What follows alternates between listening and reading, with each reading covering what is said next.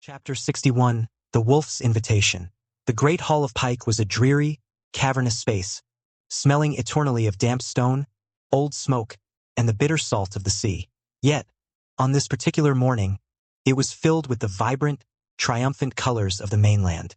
The banners of the stag, the falcon, the lion, the rose, the trout, and the dire wolf hung from the high rafters, completely overwhelming the golden kraken of the defeated host. The proceedings were finished. Balon Greyjoy had knelt, his pride shattered, his fleet at the bottom of the sea, and his surviving heir shipped away to the Westerlands. The reparations had been signed, the thraldom abolished, and the Iron Islands permanently shackled by the decrees of the Iron Throne. Eddard Stark stood near the massive, oily black stone of the Seastone Chair, which King Robert currently used as a footrest. The Warden of the North looked out over the assembled lords of the realm. They had bled together, marched together, and broken a rebellion together. Now, the frenzy of battle was fading, replaced by the weary anticipation of the long journey home. Ned stepped forward, raising a hand. The low murmur of conversations in the hall quieted, the lords turning their attention to the man who had breached the unbreachable walls of Pike. "My lords!" Ned's voice resonated clearly through the damp hall. "The war is won. The king's justice has been delivered, and the peace of the realm is secured." A polite, tired cheer went up from the gathered nobility. "Many of you will turn your sails south and east today, eager to return to your hearths and your families," Ned continued. "But before the host scatters to the winds, House Stark would extend an invitation." Ned looked toward the heavy oak doors, where his brother Benjen stood beside the towering, fierce figure of Dacy Mormont. "The Ironborn Rebellion interrupted a matter of great joy in the north," Ned announced, a rare, genuine smile touching his features. "My brother, Lord Benjen Stark of Sea, was entirely ready to speak his vows before the Heart Tree when Balon Greyjoy decided to test our patience. We delayed the celebration to answer the king's call." Ned swept his gaze across the room, catching the eyes of the High Lords. "I invite every lord who campaigned in this war to join us. The wedding of Lord Benjen Stark and Lady Dacy Mormont shall take place in a fortnight. We will host the celebration not in the cold of Winterfell, but at my brother's new seat, Sea Dragon Point. It is but a short voyage up the coast from these miserable rocks. Come, drink our ale, eat our meat, and celebrate the peace we have forged." For a moment, the hall was silent as the lords weighed the prospect of a northern wedding against the comfort of their own beds. King Robert Baratheon did not hesitate. Robert kicked his boots off the Seastone Chair and vaulted to his feet. A massive, booming grin split his black beard. "A wedding!" Robert roared, his voice shaking the dust from the rafters. "By the gods, Ned, that is the best news I have heard since we smashed their fleet. Finally, a reason to drink for joy instead of drinking to forget the smell of this wretched island." Jon Arryn sighed deeply, rubbing his temples. "Your Grace, the capital requires your presence." The realm can wait," Robert interrupted, waving a massive hand dismissively at his hand. "The realm is perfectly safe. The dragons are gone. The squids are broken. What am I to do in King's Landing? Sit on that chair of daggers and listen to minor lords complain about grain taxes? No, I am going to the north. I want to see this new castle of Benjen's, and I want to drink that clear firewater until I cannot feel my own face." Robert clapped a hand on Ned's shoulder, leaning in close. "You have saved me, Ned. You have given me an excuse to avoid my council for another moon. I am the first to accept your invitation." Ned chuckled quietly. "You are always welcome, Your Grace. We will ensure the cellars are fully stocked." The king's enthusiastic endorsement broke the dam. If the king was attending, it was no longer merely a wedding. It was a royal procession. The political weight of the event shifted instantly, and the High Lords quickly began recalculating their travel plans. That night, the royal encampment outside the walls of Pike was quieter than it had been in weeks. The siege engines were being dismantled, the tents packed away, and the spoils of war loaded onto the transport galleys. Ned sat alone in his stark, unadorned command pavilion. The wind howled off the sunset sea, snapping the heavy canvas, but the brazier in the corner kept the biting chill at bay. He was reviewing the supply manifests for the Western Fleet when the flap of his tent parted. Maester Vyman, an older, diligent man who had accompanied the northern host from Winterfell, stepped inside. He bowed low, his chain of office clinking softly. "A raven, Lord Stark," the maester said, extending a small, tightly rolled scroll sealed with white wax. From Winterfell. Maester Luwin sent it with the utmost urgency. Ned took the scroll, his heart giving a sudden, sharp thud against his ribs. A raven from home during a war could mean disaster, a wildling breach, an illness. He broke the seal with his thumb and unrolled the parchment near the light of the oil lamp. He recognized Luwin's neat, precise handwriting immediately. To Lord Eddard Stark, Warden of the North, the gods have smiled upon Winterfell. Lady Ashera has been delivered of a healthy, strong child. The labor was swift and without complication. It is a boy, my lord. He has the dark hair of his father, and the lungs of a true wolf. Lady Ashera rests comfortably and sends her deepest love, demanding your swift return. The castle rejoices. We await your word on the boy's naming. Maester Luwin. Ned read the letter twice, then a third time. The tension that had resided in his shoulders for months finally melted away, replaced by an overwhelming wave of relief and joy. Another son, another wolf for the pack. While he had been bringing fire and sword to the Iron Islands, Ashera had brought new life into the world. He lowered the parchment, a wide, unguarded smile breaking across his face. Good news, my lord? Maester Vyman asked tentatively, seeing the change in his liege lord's demeanor. The best news, Vyman, Ned breathed, looking up. My wife has given birth. A boy, healthy and strong. Vyman's face broke into a delighted smile. Congratulations, Lord Stark. That is a true blessing. The old gods and the new watch over your house. They do, Ned agreed. He moved to his small writing desk, pulling forward a fresh sheet of thick parchment and an inkwell. I must write to her immediately, and to Roderick, and to Dorne. Ned dipped his quill, his mind racing. First, he wrote to Ashera. The letter was not the formal correspondence of a lord, but the desperate, affectionate words of a husband who had been away too long. He wrote of his profound relief, of his longing to see her and hold their new child. He praised her strength. And at the bottom of the parchment, he wrote the name he had chosen for the boy, Ricard. It was a name that carried the weight of the North. It honored the father he had lost to the Mad King's fire, the lord who had shaped the North before him. Ricard Stark. Felt right. Next, he penned a swift, authoritative missive to Ser Roderick Castle in Winterfell. Roderick, the war is won. We sail for Sea Dragon Point to celebrate my brother's wedding. Send word to the keeps of the west to ensure the larders are full and the roads are clear. Bring an honor guard from Winterfell to the coast. The king rides with us, and we must show him the true hospitality of the North. Finally, Ned took a third piece of parchment. This one required more delicate phrasing. He addressed it to Prince Doran Martell and Prince Oberyn Martell at Sunspear. He wrote of the victory at Pike, knowing the Dornish would appreciate the humbling of the arrogant Ironborn. But the true purpose of the letter was the invitation. He formally invited the princes of Dorne to travel to Sea Dragon Point for the wedding. He sealed the 3 letters with the direwolf stamp and handed them to Maester Vyman. Send these at first light, Ned commanded. At once, Lord Stark. Vyman bowed, taking the letters and departing into the windy night. Ned poured himself a small measure of winter's breath from his private flask. He raised the silver cup to the shadows of the tent. To Ricard, Ned whispered softly, drinking the fiery spirit. The next morning, the encampment was a hive of chaotic, joyful activity. The men knew they were going home, or at least going to a feast. Ned found Robert near the docks, loudly directing a group of unfortunate squires who were struggling to load a massive, captured Ironborn Kraken statue onto the king's flagship. Careful with that, you clumsy fools, Robert bellowed. I intend to mount that monstrosity over the gates of the Red Keep. I want everyone who enters my city to know what happens to those who cross the stag.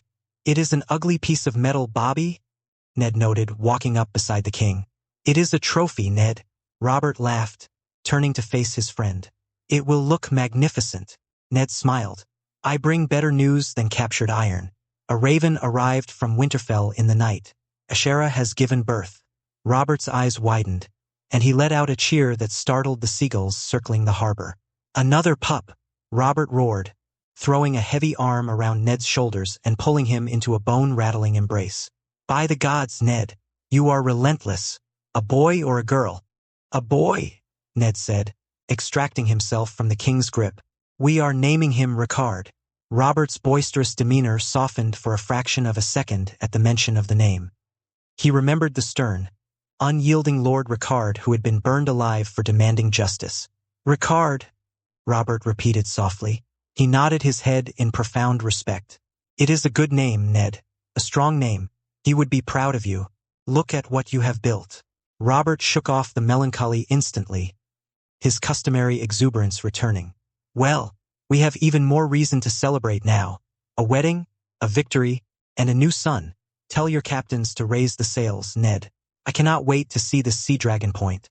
I hope your brewers have been working overtime." "They have, your grace," Ned assured him.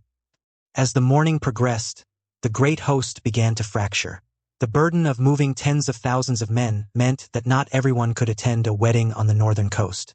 The vast majority of the southern infantry, the heavy horse of the Reach, and the common foot soldiers of the Riverlands were ordered to board the transport galleys and sail south, back to their respective liege lords and harvests.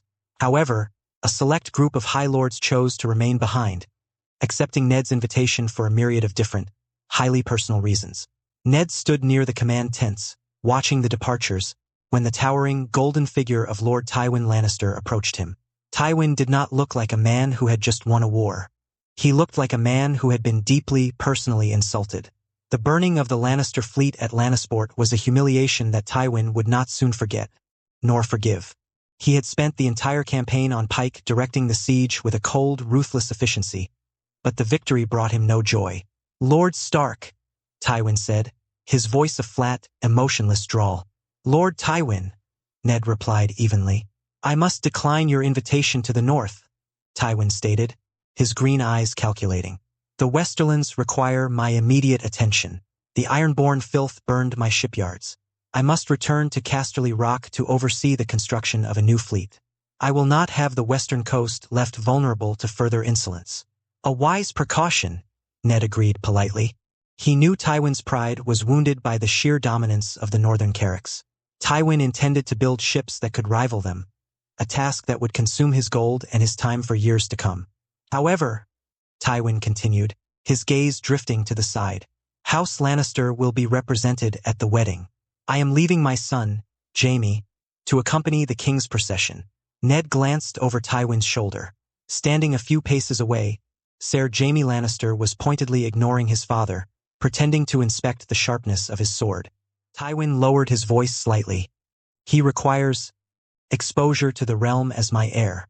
He spent too long hiding behind a white cloak. See that he conducts himself with the dignity required of his station." "Ser Jaime is a grown man, Lord Tywin," Ned said mildly. "He requires no supervision from me." Tywin offered a stiff, formal nod. "We shall see. Safe voyage, Lord Stark." The old lion turned and stalked toward his flagship, his crimson cloak dragging in the dust. Once his father was out of earshot, Jaime Lannister moved over to Ned. The young knight let out a long, theatrical exhale, the tension bleeding from his shoulders. "Praise the Seven," Jaime muttered, flashing his trademark, arrogant grin. "I thought he would never leave. If I had to endure another week on a ship with him lecturing me about the price of timber and the legacy of the rock, I would have thrown myself into the sea." "You are eager for the north, then?" Ned asked, amused by the young lion's transparent relief. "I am eager for anywhere my father is not," Jaime corrected, mounting his horse with fluid grace. "Besides, I have developed a taste for your northern spirits, and I wish Tyrion were here. My little brother would absolutely revel in the misery of these Ironborn, and he would drink your wedding feast dry. Alas, he is stuck in Casterly Rock, reading books and annoying my aunt. Perhaps he can attend the next one," Ned offered. "Perhaps," Jaime laughed. Nearby, Lord Mace Tyrell was engaged in a loud, blustering conversation with Paxter Redwine. The Lord of Highgarden had also elected to stay and travel to Sea Dragon Point. Mace claimed loudly to anyone who would listen that he was staying to honor the brave Northmen and strengthen the bonds of the realm. In truth, Mace was terrified of returning to Highgarden to Lady Olenna Tyrell, the Queen of Thorns. Mace was using the wedding as a convenient, royal excuse to delay facing his mother's sharp tongue for at least another moon. Standing apart from the boisterous Tyrells was Lord Randall Tarley. The austere, martial lord of Hornhill had no love for feasts, and even less love for the cold. Yet, he too had accepted the invitation. Ned watched as Tarly stood near the edge of the northern encampment, his dark eyes fixed intently on a squad of Wolfguard. The young, gray-cloaked warriors were breaking down their tents, moving with a silent, terrifying efficiency. They did not shout orders. They moved as a unified host, anticipating each other's actions. He was also coming to the wedding of Benjen and Daisy. As the morning wore on, the alliances of the new reign solidified. Lord Hoster Tully and his brother, Brynden the Blackfish, confirmed they would attend, eager to show the realm that the Riverlands remained firmly tied to the Baratheon Stark coalition. Yohn Royce, the imposing Lord of Runestone, stepped forward to represent the Vale, bringing his booming voice and bronze armor to the northern party.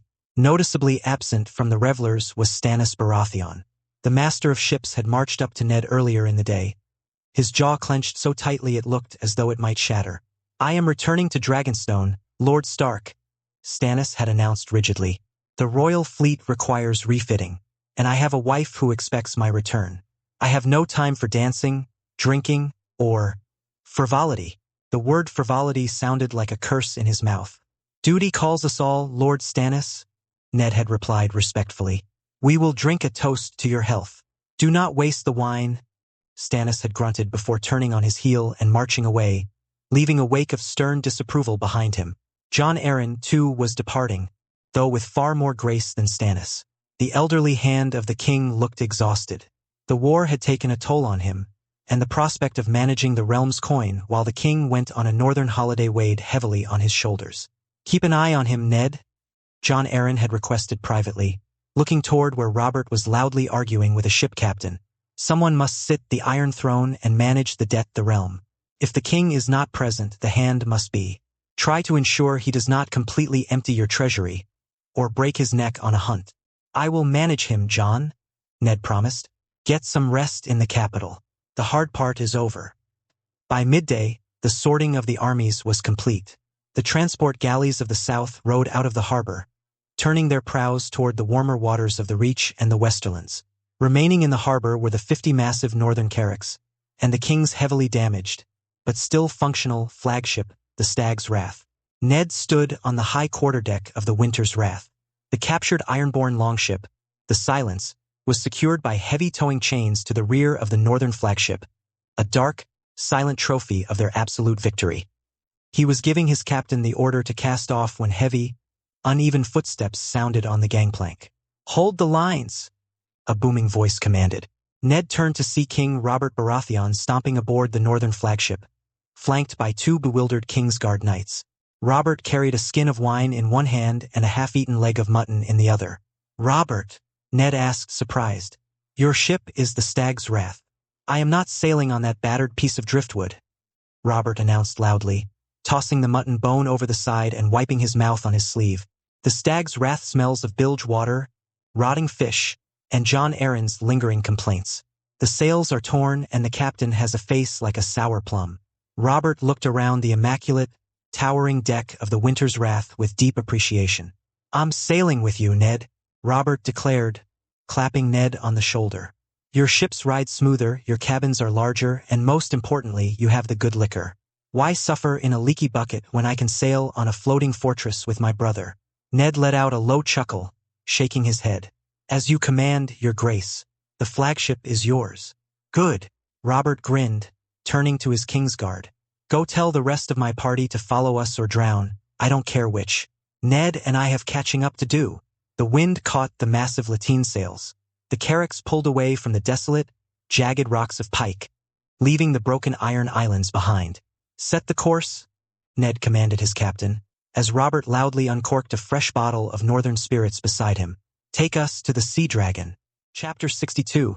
To Sea Dragon Point. The Winter's Wrath carved through the dark, rolling swells of the sunset sea with the effortless grace of a predator returning to its den.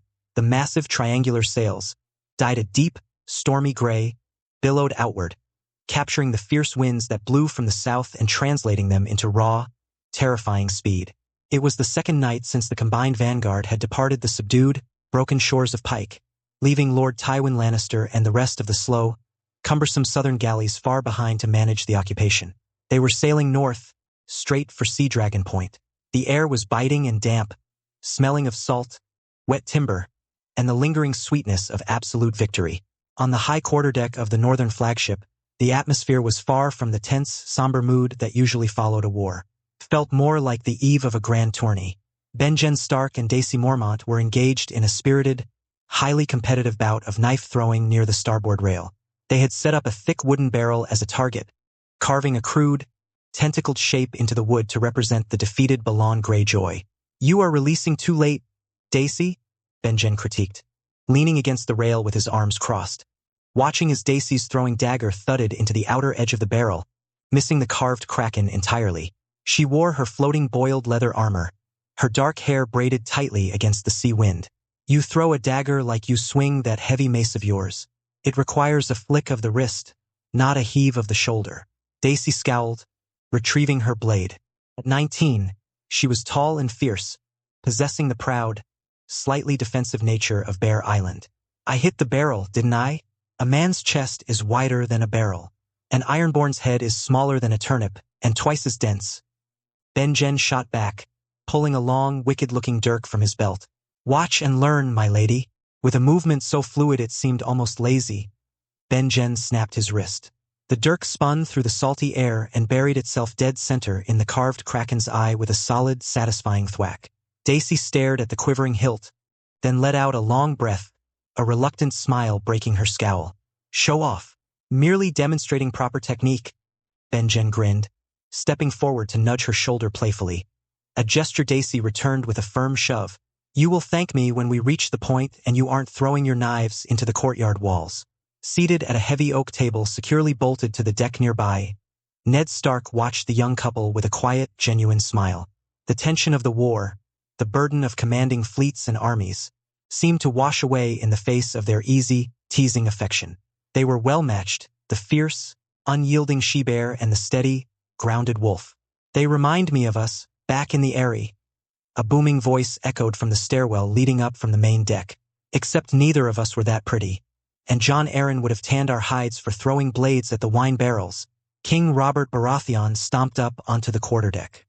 He looked magnificent, untamed, and entirely bored. He had shed his heavy, dented plate armor, trading it for a massive tunic of thick black wool embroidered with the golden stag. In his right hand, he casually carried a small, heavy wooden cask under his arm, holding it as easily as a normal man might carry a loaf of bread. "Your Grace," Daisy said, offering a crisp, martial bow, while Benjen respectfully lowered his head. "None of that Your Grace nonsense tonight." Robert waved his massive, free hand dismissively. "We are at sea. The crown is sitting in a box in my cabin, where it belongs. Tonight, I am just a man dying of thirst on a wooden island." Robert strode over to the heavy oak table and slammed the cask down. It landed with a heavy, sloshing thud. "I am going mad in that cabin, Ned," Robert declared, pulling out a heavy chair and throwing his bulk into it. The wood groaned in loud protest. "Your northern ships ride so smoothly it hardly feels like sailing at all. Tywin Lannister is probably vomiting his pride over the side of his galley right now, and here we sit, gliding over the waves like a swan. It's entirely too peaceful. I need noise. I need a distraction." Ned chuckled, reaching out to inspect the cask. He recognized the burned brand on the wood. It was a dark, heavy stout from the Riverlands, likely liberated from the supply trains before they set sail. "We will have noise enough when the wedding feast begins at Sea Dragon Point, Robert," Ned said calmly. "Enjoy the quiet while you can. Your ribs are still healing from the breach at Pike." "A scratch," Robert scoffed, thumping his broad chest, wincing only slightly as the bruised muscles pulled. The brute at the gate was slow, strong as an ox, but he swung that axe like he was underwater. "I smashed his breastplate so hard his ancestors felt it in the drowned god's halls." Robert leaned forward, his blue eyes bright with the lingering thrill of their triumph. "But you were something else, Ned. I saw you cut through that courtyard. You moved like a shadow, and the way you forced Balon to his knees. I have never seen you rule with such absolute iron." "It was not iron, Robert," Ned corrected quietly, his gray eyes steady. "It was necessity. Balon Greyjoy was a rot on the realm. I simply contained it." "Well, you contained it beautifully," Robert roared, reaching for two large pewter tankards that sat in the center of the table. He pulled the wooden bung from the top of the cask with his teeth, spat it over the side of the ship, and began pouring the dark, frothy ale. We broke their fleet. We shattered their spine. We kicked in their front door and dragged Balan out by his miserable gray beard. Robert slid a brimming tankard across the table to Ned. "Drink with me," Robert commanded, raising his own mug. "To the wolves and the stags." "To the wolves and the stags," Ned agreed, raising his cup and taking a long draw. The ale was thick, bitter, and strong. Robert emptied half his tankard in a single, sustained gulp, slamming it back onto the table with a satisfied sigh. He wiped the foam from his black beard, looking around the spacious, well-lit quarterdeck. "I have to admit, Ned, you know how to build a ship?" Robert said, running a heavy hand over the polished oak of the table. "This vessel is a fortress. And the men, your northern Marines do not fight like sailors. They fight like cornered boars. I watched them hold the line at the gates. They didn't yield an inch. The North is hard, Robert. It breeds hard men," Ned replied smoothly. He did not mention the grueling, relentless drills, the conditioning, or the heavy, floating armor he had designed. He simply let Robert believe it was the natural superiority of the northern blood. Robert grunted in agreement. He looked over at Ben-Jen and Daisy, who had abandoned their knife-throwing to watch the king. "So, young pup," Robert called out to Ben-Jen, pointing a thick finger at him. "Ned tells me you are the new lord of Sea Dragon Point, a new keep for a new lord, and we are finally sailing to see you marry the she-bear." Ben-Jen stood taller, puffing out his chest slightly under the king's scrutiny. "We are. The moment we land, we will say our vows before the heart tree." Robert let out a booming laugh, looking at Daisy. "You are a brave lad. I have seen the women of Bear Island fight. They are fiercer than half the knights in the Reach. Are you sure you can handle her?" Daisy stepped forward, resting a hand casually on the hilt of her mace, a wicked, challenging grin on her face. "He handles himself well enough, though I occasionally have to remind him which end of the sword is the sharp one." Ben-Jen flushed a deep, bright red, crossing his arms defensively. "I do not." Robert howled with laughter, slapping the table again. "Oh, he has the stark blush. Ned used to do the exact same thing whenever John Aaron brought the highborn ladies to the Eyrie for feasts. You would think a pretty girl was a drawn sword the way you Starks react." Ned smiled wryly, taking another sip of his ale. "We prefer to save our courage for the battlefield, Robert." "Nonsense," Robert declared, refilling his tankard to the brim. "A man must have courage in all things. War, wine, and women. That is the measure of a true king." He leaned back, looking at Ned with a sudden, mischievous glint in his eye. The boredom of the sea voyage was clearly gnawing at him, and the king was desperately searching for entertainment. "We need a contest, Ned," Robert announced loudly. "We cannot simply sit here drinking ale like old men waiting for the winter to end. I am restless. If you wish to spar, Robert, I can have the master-at-arms bring up the padded blunted swords," Ned offered politely, though he knew perfectly well Robert had no interest in practicing forms. "Sparring? Bah!" Robert waved a hand. "My ribs are still wrapped tight, and I have no desire to bruise them further against your northern oak. No, I mean a proper contest. A test of skill and fortitude." Robert narrowed his eyes, a familiar, competitive fire burning in them.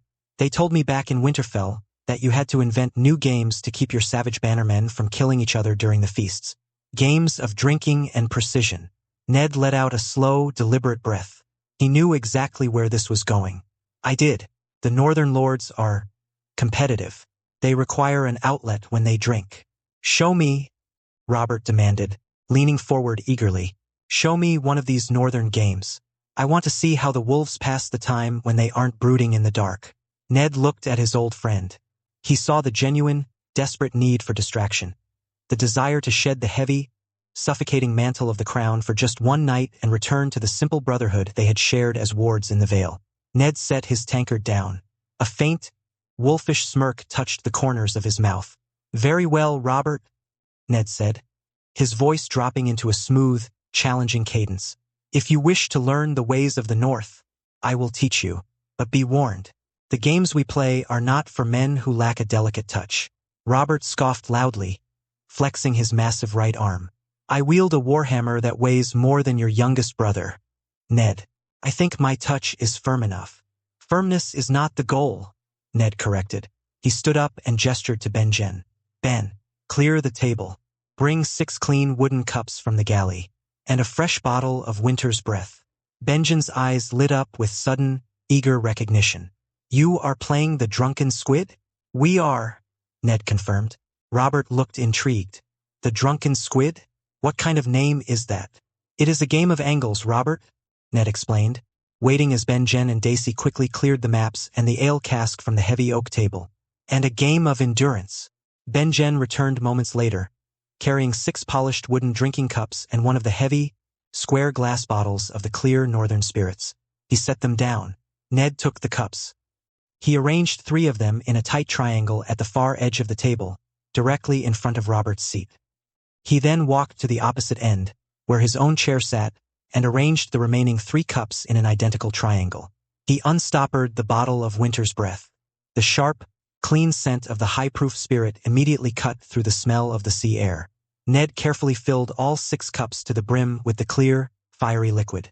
The rules are simple, Ned instructed, pulling a single silver stag from his pouch. He held the coin up, the moonlight catching the stamped face of the king. We take turns, Ned continued, his voice calm and instructional. You stand at your end of the table. You must throw the coin, but you cannot simply toss it into the cups. The coin must strike the wood of the table first, bounce, and land inside one of my 3 cups. Robert stared at the small silver coin, then at the cups arranged nearly 6 feet away. You want me to bounce a coin into a cup of liquor? Exactly, Ned nodded. If your coin lands in my cup, I must drink the contents of that cup, and the cup is removed from the table. If you miss, nothing happens, and it becomes my turn. The first man to eliminate all 3 of his opponent's cups wins the game.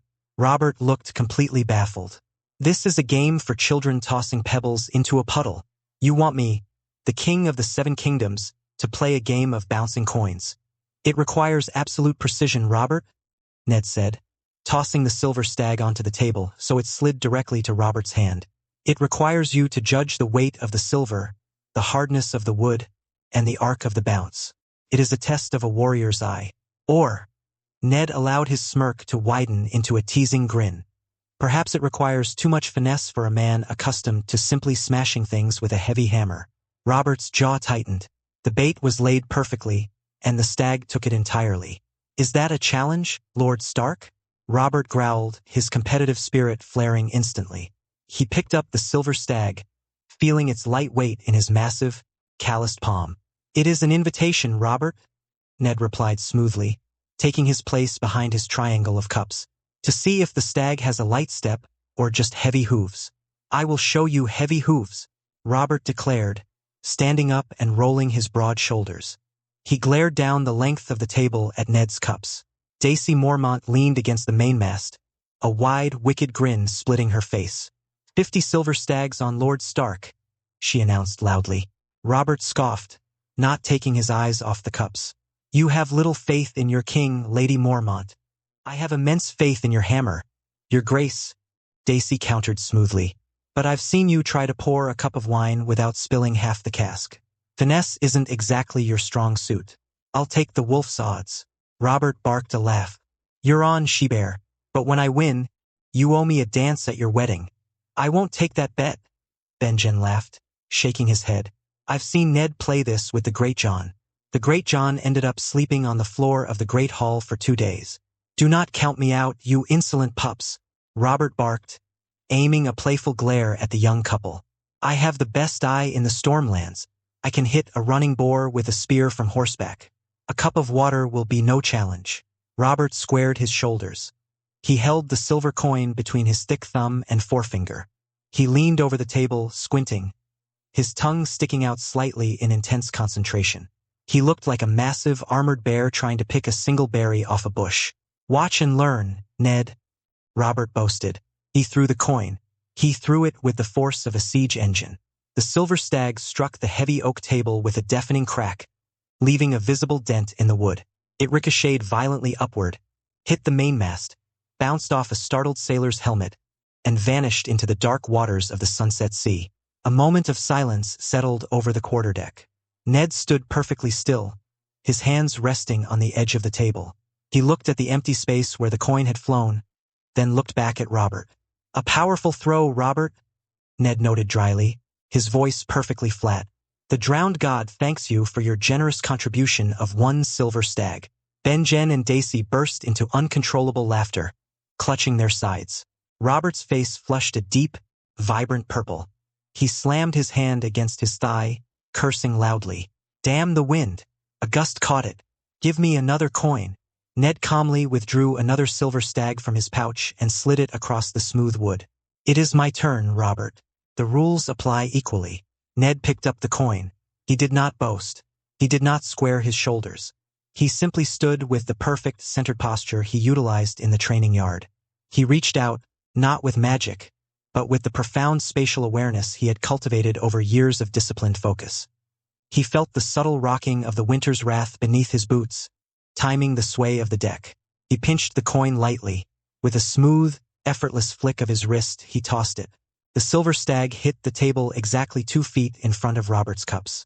It made a sharp tink, bounced in a perfect, shallow arc, and landed squarely in the center cup with a soft plop. Robert stared at the cup, his mouth hanging open in utter disbelief. He looked at Ned, who was standing with a perfectly neutral expression. That was luck, Robert grumbled, his pride deeply wounded. Perhaps, Ned agreed mildly, gesturing to the cup. Drink, Robert. Robert scowled, grabbing the wooden cup. He threw his head back and downed the winter's breath in a single angry gulp. The high-proof vodka hit the back of his throat like a lit torch. Robert gasped, his eyes watering instantly. He opened his mouth to boast about how smooth it was, but instead, a ragged, wheezing cough escaped, followed by a visible puff of alcohol vapor in the freezing air. Gods! Robert croaked, pounding his massive chest. Did you distill a dragon? It strips the breath right out of you. It warms the blood, Ned said, retrieving the coin from the empty cup. He tossed it back to Robert. Your turn, your grace. Robert wiped his mouth, his eyes narrowing with fierce determination. He was not a man who accepted defeat easily. He studied the table again. He realized his error. It was not about strength. It was about the angle. He threw the coin again, much softer this time. The coin hit the table, bounced, and struck the rim of Ned's left cup, spinning wildly before rattling off the edge of the table and onto the deck. Closer, Ned offered encouragingly. Do not patronize me, Stark, Robert warned, retrieving the coin from the floorboards. The game continued. It became a rhythm of sharp clinks, bouncing silver, and the harsh, burning swallows of northern spirits. Robert was a quick study. On his 4th attempt, he managed to land a perfectly judged bounce directly into Ned's right cup. Ha! Robert roared, throwing his arms into the air in a victorious salute. The stag strikes. Drink, you frozen statue. Drink it down. Ned smiled, picking up the cup. He did not wince or gasp as he swallowed the drink. His internal discipline, the quiet regulation of his breathing, allowed him to process the harsh alcohol with remarkable ease. He set the empty cup aside. A fine throw, Robert, Ned praised genuinely. You have the measure of it now. As the game progressed and the level of alcohol in their bloodlines began to rise, the formality of the War Council entirely vanished. They ceased being the king and the warden of the North, reverting entirely to the 2 wild boys who had been fostered under John Aaron's stern, exasperated watch.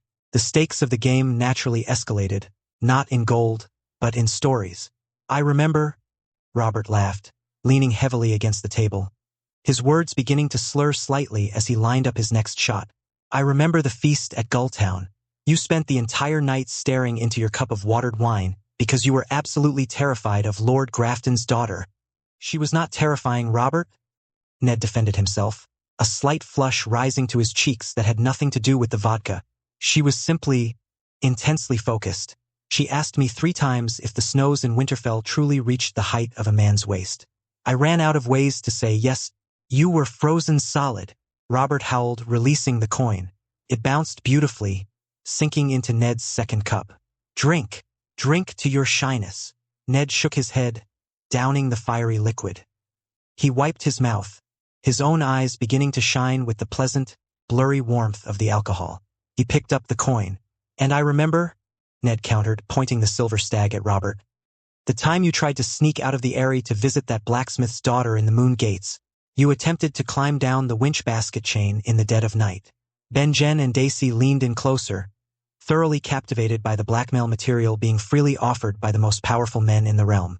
That was a brilliant plan, Robert argued defensively, waving a thick hand. It was a brilliant plan, Ned agreed, aiming his throw carefully. Until Jon Arryn found you dangling halfway down the mountain, screaming that the wind was going to blow your britches off. Ned flicked his wrist. The coin bounced, clipping the rim and dropping directly into Robert's second cup. Robert groaned loudly, clutching his face in his hands as Benjen and Daisy roared with laughter. Jon Arryn never let me forget that, Robert grumbled, picking up the cup of vodka and grimacing before throwing it back. He made me polish the armory for a week as punishment. The game had reached its climax. The tension was palpable.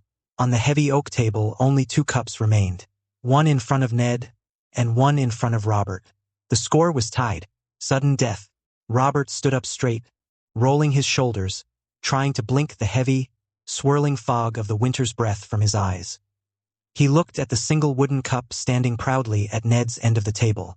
"This is it, Ned," Robert declared, his voice a low, dramatic rumble, swaying slightly on his feet. "The final strike. The fate of the realm rests upon this single silver stag." "It is a heavy burden, Robert," Ned agreed, leaning forward, resting his elbows on the table, watching his friend with deep, abiding affection. "Try not to throw it into the sea this time." "I am the king," Robert boasted, raising the coin. "I do not miss twice." Robert focused entirely on the cup. He ignored the rocking of the ship, the sound of the wind in the lateen sails, the laughter of the young couple beside them. He channeled every ounce of his warrior's instinct into his massive hand. He threw the coin. It was a beautiful, terrible throw. It possessed too much speed, but the angle was flawless. The silver stag hit the table hard, launched upward in a steep arc, and slammed directly into the inner rim of Ned's final cup. The coin spun wildly around the lip of the wood. It rattled, a high, desperate sound, teetering on the very edge of falling out onto the table. Robert held his breath, leaning forward so far he nearly fell over the table. Ned watched the spinning silver intently. For a fraction of a second, Ned felt the temptation. A tiny, microscopic push of the force. A gentle nudge of air to knock the coin out and secure his victory. It would be so easy. But Ned looked at Robert. He saw the desperate, boyish hope in his friend's bloodshot eyes. He saw the man who had lost the woman he loved, the man who hated the throne he sat upon, finding a single moment of pure, unadulterated joy in a stupid game of bouncing coins. Ned smiled, and he completely released his hold on the energy around him. He let the laws of the world take their natural course. The spinning coin lost its momentum. It dropped inward, landing at the bottom of the cup with a definitive, ringing clink. "Yes!" Robert Baratheon's roar was so loud it likely woke the sailors in the lower decks. He threw his arms wide, looking to the heavens, performing a clumsy, triumphant jig in the center of the quarterdeck. "The stag prevails," Robert bellowed, pointing a victorious finger at Ned. "I told you, Stark. I have the best eye in the 7 kingdoms. Drink your defeat. Drink it."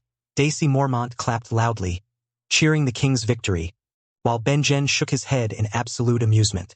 Ned chuckled, a warm, genuine sound that echoed the joy in the air. He reached forward, picking up the final cup of winter's breath. He stood up, raising the cup toward his oldest, dearest friend. "To the victor," Ned toasted softly, his gray eyes shining with brotherhood. "To the demon of the trident, and the champion of the drunken squid." "Damn right," Robert cheered, picking up the empty bottle and waving it around. Ned drank the final cup, letting the fire burn down his throat. He set the cup down gently. The game was over. The laughter slowly subsided, replaced by the quiet, steady rushing of the wind and the crashing of the waves against the heavy hull of the Carrack. Robert walked around the table, his steps heavy and slightly uncoordinated. He leaned his massive forearms against the wooden rail of the ship, staring out into the dark, churning expanse of the sunset sea. Ned walked over and joined him, resting his own hands on the rail. The cold air felt good against his flushed face. They stood in silence for a long time, the alcohol humming pleasantly in their veins, 2 brothers standing on the edge of the world. "Tomorrow," Robert said quietly, his voice losing the boisterous edge, turning solemn and serious as he looked toward the northern horizon. "Tomorrow we reach Sea Dragon Point. We do, Ned confirmed, looking out into the same darkness.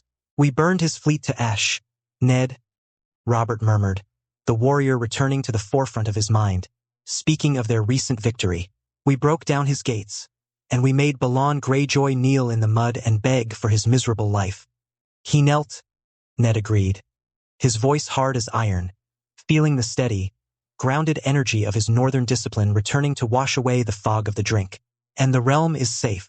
Robert smiled, a slow, tired expression. He clapped Ned on the shoulder one last time, a heavy, reassuring weight. Good, Robert grunted. He turned away from the rail and took a step toward the stairwell. His leg immediately buckled, the world spinning as the drink finally laid siege to his balance. Without a word, Robert reached down, grabbed his massive iron warhammer, and planted the head on the deck with a heavy thud. Leaning heavily on the weapon of legendary destruction as if it were an old man's walking stick, the king of the Seven Kingdoms carefully hobbled his way into the shadows. Now, I need to sleep before my head splits open, Robert mumbled as he limped away. If I am going to drink your keep dry and dance at a wedding tomorrow, I cannot be seeing 3 of every Northman. Rest well, your grace, Ned called after him, hiding a grin. And you, Lord Stark, Robert called back over his shoulder, disappearing into the darkness of the lower deck. Ned chuckled quietly, turning back to face the sea. The war was finished. The laughter had returned. Tomorrow they would celebrate the pack at the shores of Sea Dragon Point. Chapter 63, The Yard. The sunset sea broke against the dark basalt cliffs of Sea Dragon Point in a spray of white foam, a relentless pounding that the new fortress seemed to ignore entirely. As the Winter's Wrath and the royal flagship navigated the deep-water harbor, the lords of the south crowded the decks, staring up at the imposing structure. Sea Dragon Hold was not a delicate palace of slender towers and glass like those found in the Reach, nor was it a mountain carved by nature like Casterly Rock. It was a brutal, pragmatic masterpiece of northern engineering, built of dark stone and reinforced with the imperceptible strength of Roman concrete. Thick curtain walls snaked down to embrace the port, bristling with heavy iron scorpions. It was a statement cast in stone. The west is closed. Ned Stark stood at the prow, the salty wind tugging at his gray cloak. He watched the great harbor chains lower, allowing the victorious armada to dock. Behind him, King Robert Baratheon leaned against the rail, looking remarkably healthy and entirely too eager for the festivities to come.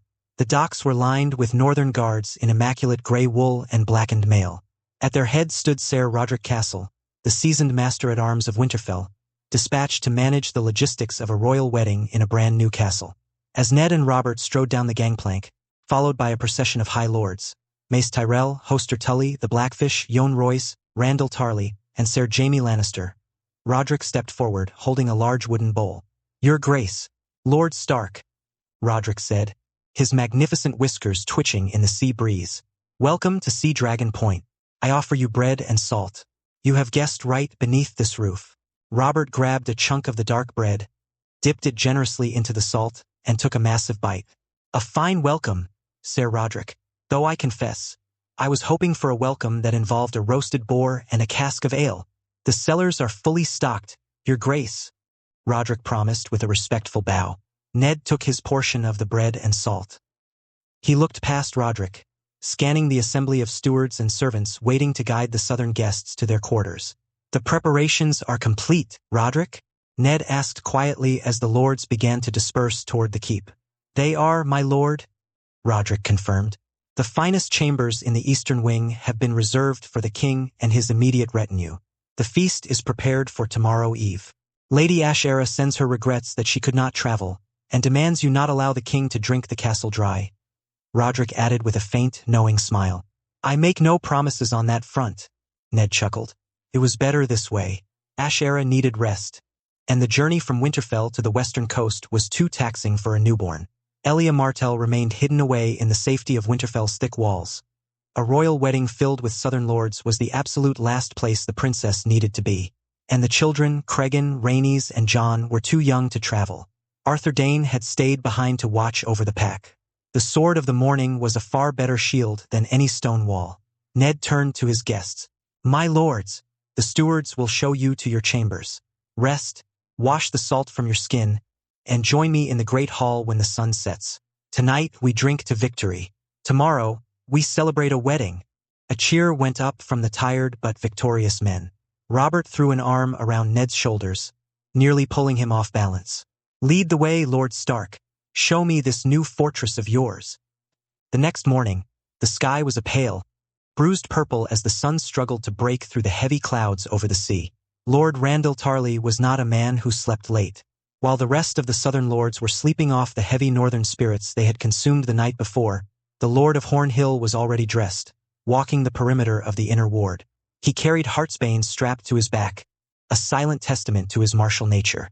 Tarly despised laziness, and he possessed a deep, clinical interest in the military discipline he had witnessed from the northern forces at Pike. He found his destination behind the main armory. It was a wide, muddy expanse, ringed by heavy wooden posts and thick ropes. Tarly stopped in the shadows of a stone archway, his dark, calculating eyes fixing on the scene before him. A company of 50 men, the Wolf Guard, were already an hour into their morning routine. They wore no armor, only simple linen trousers and rough-spun tunics, though the air was freezing. They were not practicing sword forms or thrusting at pell posts. They were performing tasks that looked like sheer, grueling torture. Tarly watched as men threw themselves to the mud, pushed their bodies up with explosive force, leaped into the air, and immediately dropped back down into the muck.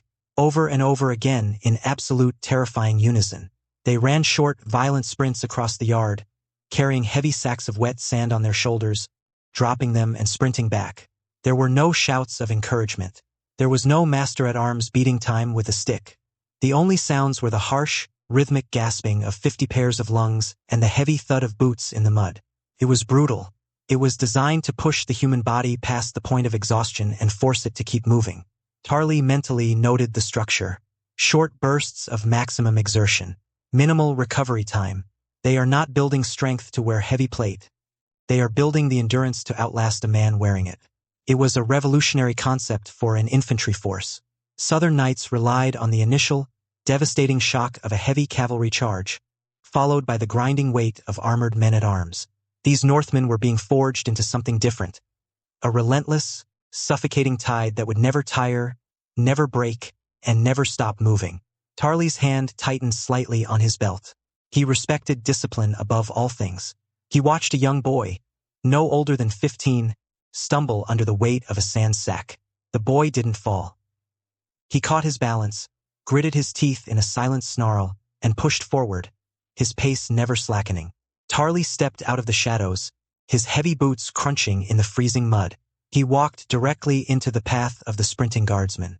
The boy, Willem, stopped instantly, his boots sliding in the muck. He dropped his heavy sand sack without a single gasp, standing perfectly at attention. "This is not training," Tarly said coldly, looming over the youth. "This is torture. You are breaking your own bodies." Willem looked up, his eyes as hard as the gray stone of the keep. "We break them here, my lord, so the enemy cannot break them on the field." Tarly's jaw tightened. He recognized absolute, fanatical discipline when he saw it. "I will implement this at Horn Hill," Tarly decided firmly. "The Reach relies too much on the weight of its numbers. If I can instill a fraction of this relentless endurance into my vanguard, we will be unstoppable." By mid-morning, the training yard had transformed from a grueling physical trial into a theater of martial skill. The lords and knights of the realm, having finally broken their fasts, began to gather around the wooden fencing, seeking entertainment before the wedding ceremonies commenced. In the center ring, the soon-to-be Lord and Lady of Sea Dragon Point were engaged in a fierce dispute. Benjen Stark wielded a heavy, blunted tourney sword, his movements sharp and focused. Dacy Mormont, towering and formidable, swung a heavy, padded training mace with a terrifying ferocity that made the watching Southern Knights wince. Dacy stepped forward, bringing the mace down in a crushing, overhead arc aimed squarely at Benjen's shoulder. It was a blow meant to shatter bone, padded or not. Benjen did not retreat. He did not attempt to match the brutal strength of the she-bear. He found the quiet center within himself. He didn't need to reach deeply into the force, just enough to feel the slight shift in the air pressure, the subtle tensing of Dacy's muscles a fraction of a second before the weapon fell. Benjen rooted his stance. Instead of blocking the heavy mace directly, he stepped inside the arc, sliding his blunted sword up the haft of her weapon, redirecting the force outward. As Dacy's balance shifted forward, carried by the weight of her own missed swing, Ben-Jen smoothly swept his back leg, hooking her ankle. With a surprised grunt, Daisy crashed onto her back in the dirt. Before she could roll away, the tip of Ben-Jen's wooden sword was resting lightly against her throat. "Dead?" Ben-Jen said, offering a breathless, triumphant grin. Daisy glared up at him, panting heavily. Then, a fierce, genuine smile broke across her face. She swatted his wooden sword away and took the hand he offered, letting him haul her to her feet. "You're getting faster, little wolf," Daisy conceded, wiping dirt from her cheek. "A year ago, that swing would have put you in the maester's care for a moon." "I have a very demanding instructor," Ben-Jen laughed, thinking of Arthur Dane's relentless drills. "A fine display of footwork, Lord Ben-Jen," a smooth, arrogant voice called out from the edge of the ring. The crowd of onlookers parted slightly. Sir Jaime Lannister stepped into the yard. He wore a finely tailored tunic of crimson silk, devoid of armor, but he held a blunted longsword loosely in his right hand.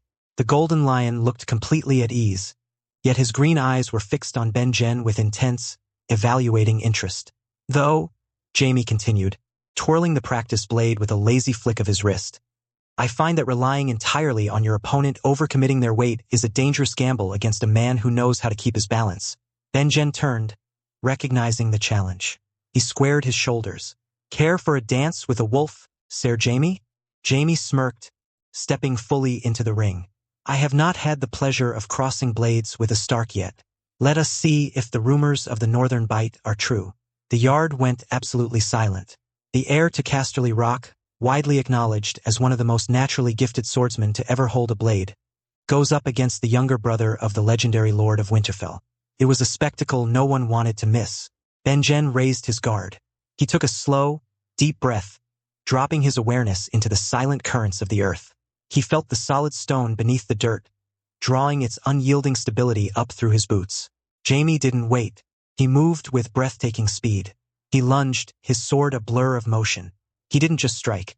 He painted the air with steel, launching a complex, perfectly linked series of thrusts, feints, and slashes. Ben-Jen parried the first thrust, deflected a sweeping cut, and barely managed to duck a feint that turned into a lightning-fast backhand.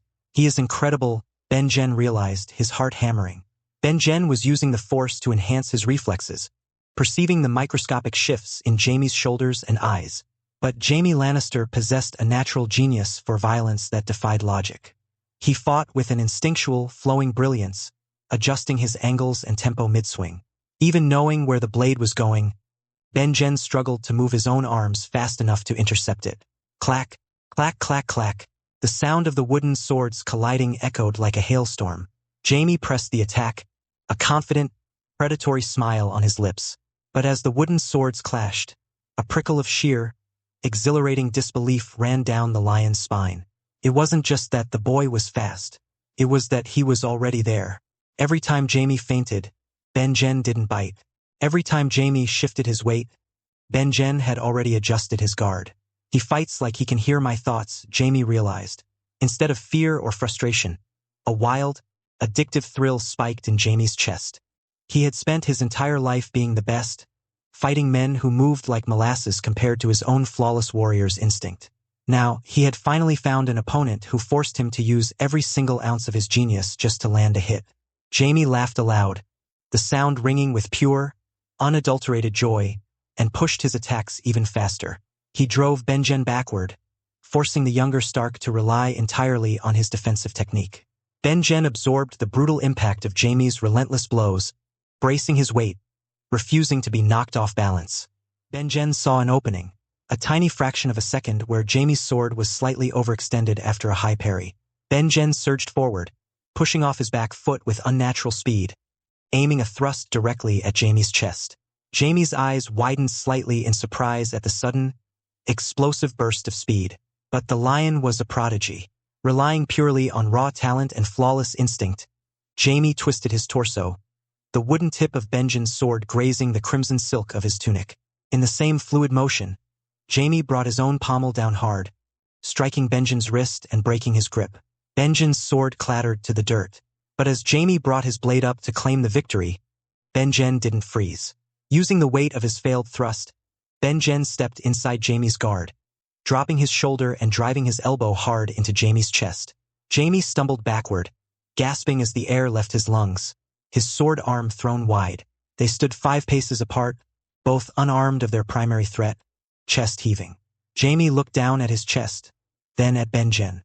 The arrogant smirk was gone, replaced by a look of genuine respect and lingering thrill. "A draw, I think," Jamie said, his voice slightly breathless but grinning widely. "You move faster than any man your size has a right to, Stark. Your defense is like trying to chop down a stone wall with a butter knife. And your blade work is terrifying, Lannister," Benjen replied honestly, rubbing his stinging wrist. "If we were using live steel, I would likely be missing an ear." Jamie retrieved his practice sword, offering Benjen a respectful nod. "If I am ever required to fight in the snow, I want you on my flank, Lord Benjen. Are you ladies going to stand around complimenting each other's footwork all day? Or is someone going to actually hit something?" The booming voice shattered the respectful atmosphere. King Robert Baratheon stomped into the training yard. He was not dressed in his royal finery. He wore heavy, padded leather training armor, and he carried a massive, padded practice warhammer resting casually on his broad shoulder. He looked magnificent. He was in his absolute prime, his massive frame packed with dense muscle, untainted by years of excess and idleness. He was the demon of the trident, and he was bored. Robert roared, pacing the edge of the ring like a caged bear. "I need to hit something hard. Who will face me?" He looked around the yard. Silence descended like a heavy blanket. The northern soldiers looked away, suddenly intensely interested in the mud at their feet. The southern knights adjusted their sword belts nervously. Randall Tarly remained in the shadows, his face an unreadable mask. Jamie Lannister offered a lazy, apologetic shrug and stepped out of the ring. No one wanted to fight Robert Baratheon. It wasn't just fear of his legendary strength. It was the fear of the crown. You couldn't yield to the king without looking like a coward, and you couldn't strike the king without risking the wrath of the Kingsguard or a charge of treason if a stray blow drew blood. It was a lose-lose proposition. Robert scowled, his blue eyes flashing with deep irritation. "What is this? A yard full of the finest warriors in the 7 kingdoms, and you all turn into frightened maidens when I ask for a spar? Is there no man here with the stones to cross steel with me?" "They do not fear the man, Robert." A calm, commanding voice echoed from the steps of the keep. "They fear the crown." Ned Stark walked slowly down into the yard. He wore a simple, unadorned leather tunic and riding breeches. He looked completely relaxed, projecting an aura of quiet authority that instantly eased the tension in the air. "I left the crown in my chambers," Robert argued, waving his free hand. "I am just a man looking to work up a sweat." "They cannot separate the two," Ned said, stopping at the edge of the ring. "If a man-at-arms accidentally breaks your nose, he will spend the rest of his life wondering if you will suddenly decide to take his head for the insult. It isn't a fair fight." Robert glared at Ned, his jaw jutting forward stubbornly. The competitive fire was burning bright in his eyes, fueled by the sheer frustration of kingship. "Fine," Robert said, a wicked, challenging smirk slowly spreading across his face. He pointed the heavy practice hammer directly at Ned. "If they fear the crown, then I will use it. Eddard of House Stark, as your king, I command you to face me in the ring. Right now." A collective gasp went up from the watching crowd. Ned stared at his friend. Ned shook his head slowly, a fond, exasperated smile touching his lips. "You are still the same, Robert. If you cannot persuade someone, you simply bash them over the head with authority until you get what you want. It's a highly effective strategy." Robert laughed loudly, stepping into the center of the ring and bringing his hammer down into a ready stance. "Now get a sword, Ned. I'm freezing out here." Ned walked over to the weapon rack. He didn't reach for the heavy, weighted wasters. He selected a standard, well-balanced ash practice sword. He walked back into the ring. As he stepped onto the churned mud, Ned made a conscious, deliberate choice. He closed his eyes for a fraction of a second. He envisioned the deep, flowing river of the force within him, the power that granted him unnatural speed, crushing strength, and unearthly reflexes. With a mental effort, he built a dam. He locked the hidden power away entirely. He shut off the unnatural enhancement. He reduced himself back to the limits of a mortal man. To use his gifts against Robert in a friendly spar would be an insult to their brotherhood. This was not a battle for survival. It was a conversation in the language they both understood best. Ned opened his eyes. He felt heavier, slower, entirely human. And suddenly, the man standing across from him was no longer just his old friend Robert. He was a 6.5-foot behemoth of muscle and iron. The padded practice hammer in Robert's hands still weighed enough to shatter a ribcage through padding. Ned realized with a sharp, thrilling spike of pure, mortal terror that if he made a single mistake in the mud today, his friend might accidentally kill him. "Ready?" Robert asked, his eyes gleaming with anticipation. "Come on then," Ned said, raising his sword into a high guard. Robert didn't hesitate. He charged with a terrifying, explosive roar. It was like standing in the path of a falling boulder. Robert swung the padded hammer in a devastating horizontal arc, aiming for Ned's ribs. Without his unseen gifts to enhance his speed, Ned realized instantly how truly terrifying Robert Baratheon was. Ned barely managed to step backward in time, bringing his sword down to deflect the blow. Crack! The impact was bone-jarring. The sheer brutal force of the hammer sent a violent shudder up Ned's arms, nearly tearing the wooden sword from his grip. He was forced back 2 full steps, struggling to maintain his footing in the mud. "Ha!" Robert cheered, pressing his advantage immediately. He didn't rely on finesse. He relied on overwhelming power. He brought the hammer back up and drove it forward in a brutal thrust. Ned pivoted hard, twisting his torso. The heavy head of the hammer glanced off his padded shoulder, sending a sharp spike of pain through his collarbone. Ned used the turn to step inside Robert's guard, bringing the pommel of his wooden sword up to strike Robert hard under the chin. Robert's head snapped back with a grunt, but the giant didn't even stumble. He simply laughed, a sound of pure, unadulterated joy, and swung the hammer around in a backhand sweep. Ned ducked beneath the whistling wood, driving his shoulder into Robert's midsection. It was like tackling an oak tree. Robert absorbed the impact, wrapped a massive arm around Ned's back, and simply threw him. Ned went flying, hitting the mud hard and rolling to break his fall. He scrambled to his feet instantly, breathing heavily, his muscles burning with the sudden, intense exertion of fighting without his hidden reserves. "You're getting slow, Ned," Robert bellowed, advancing slowly, spinning the heavy hammer in his hands. "You're just getting wider." Ned shot back, wiping a smear of mud from his face. They clashed again. It was a glorious, brutal, ugly brawl. They traded blows that would have felled lesser men. Ned relied on his superior footwork, dancing around the heavy swings, darting in to deliver stinging slashes to Robert's arms and thighs. Robert ignored the strikes entirely, absorbing the punishment to land crushing, staggering blows against Ned's guard. The crowd watched in absolute silence, captivated by the sheer, primal ferocity of the 2 men who had conquered a continent.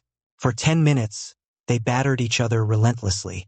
They were both sweating profusely, their breath coming in ragged gasps, the padding of their armor covered in mud and scuff marks. Robert swung a massive overhead blow.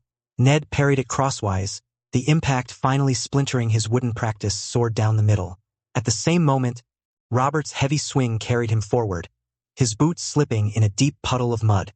They collided, tangling together, and both men went crashing down into the dirt in a chaotic heap of limbs and padded leather. They lay there for a moment, completely entangled, chests heaving, staring up at the gray northern sky. Slowly, a low rumble began in Robert's chest. It grew into a booming, breathless laugh. Ned closed his eyes, a wide, exhausted grin spreading across his face, his own laughter joining the king's. "A draw," Ned wheezed, disentangling himself and rolling onto his back. "I yield to the mud. I yield to my lungs," Robert gasped, letting his head loll to the side. Gods, that felt magnificent. 10 minutes later, the 2 men were sitting side by side on a heavy wooden bench at the edge of the yard. The crowd had respectfully dispersed, sensing the private moment between the lords. Robert was currently appending a large clay pitcher of cold water over his face, washing the mud and sweat from his beard. He let out a loud, refreshed sigh, handing the half-empty pitcher to Ned. Ned took a long drink, feeling the chill water soothe his burning throat. Every muscle in his body ached with a deep, satisfying soreness. Felt grounding, felt real. "You fight well for a man who spends all his time counting grain and baking glass," Robert noted, leaning his forearms on his knees, his breath finally returning to normal. "You fight remarkably well for a man who spends all his time sitting in a chair complaining," Ned fired back mildly, setting the pitcher down. Robert chuckled, a low, rumbling sound. He looked out over the training yard, his expression turning thoughtful. "I needed this, Ned," Robert said quietly. "In King's Landing, I feel like I'm rusting. Every day is a battle of words, lies and whispers. I swing my hammer here, and the world makes sense again. You hit a man and he falls. Simple." "The world is rarely simple, Robert," Ned said, leaning back against the stone wall behind the bench. "It could be," Robert argued stubbornly, "if people just did what they were supposed to do. If the Ironborn stayed on their rocks. If John Aaron stopped looking at me like a disappointed father every time I want to host a tourney." Robert turned his head, looking at Ned with a sly, knowing grin. "Though, I suppose you have your own battles to fight," Robert teased, nudging Ned's bruised shoulder. "I noticed Lady Ashera isn't here to grace us with her presence. The true reason you're hiding out in this new fortress, perhaps." Ned raised an eyebrow. "Hiding? Don't lie to me, Stark." Robert laughed heartily. "I know the look of a man escaping his wife's wrath. A woman who just gave birth is a terrifying creature. Cersei threw a silver goblet at my head after Joffrey was born because I breathed too loudly. You probably marched the entire army to the coast just to get out of earshot of the screaming." Ned smiled, shaking his head. He thought of Ashera, safe in Winterfell, the quiet strength of her presence, and the fierce love she held for their growing pack. "Ashera does not throw goblets, Robert," Ned said softly. "She merely gives you a look that makes you wish you were facing a Dornish spear line." Robert roared with laughter, slapping his thigh. "I knew it. The great wolf, tamed by a single look from a southern star. It's a tragedy, Ned. A sheer tragedy." "It is a tragedy I am entirely happy to live with," Ned replied, his gray eyes warm. He looked at the king, sitting in the mud, bruised and exhausted, yet looking happier than he ever did upon the Iron Throne. "Drink your water, Robert," Ned said, standing up, his joints protesting slightly. "We have a wedding feast to prepare for tonight, and I believe Lord Manderley intends to challenge you to a drinking contest." Robert's eyes lit up with renewed, fiery energy. He grabbed the pitcher, downing the rest of the water in one go. "Manderley? That fat walrus thinks he can outdrink the stag," Robert demanded, hauling himself up to his feet, ignoring the aches. "I will drink him under the table, Ned. I will empty his own cellars and make him watch." Ned smiled, walking beside his friend toward the keep. The king was back in his element, the storm clouds banished for another day. Chapter 64, The Vows of the Sea Dragon.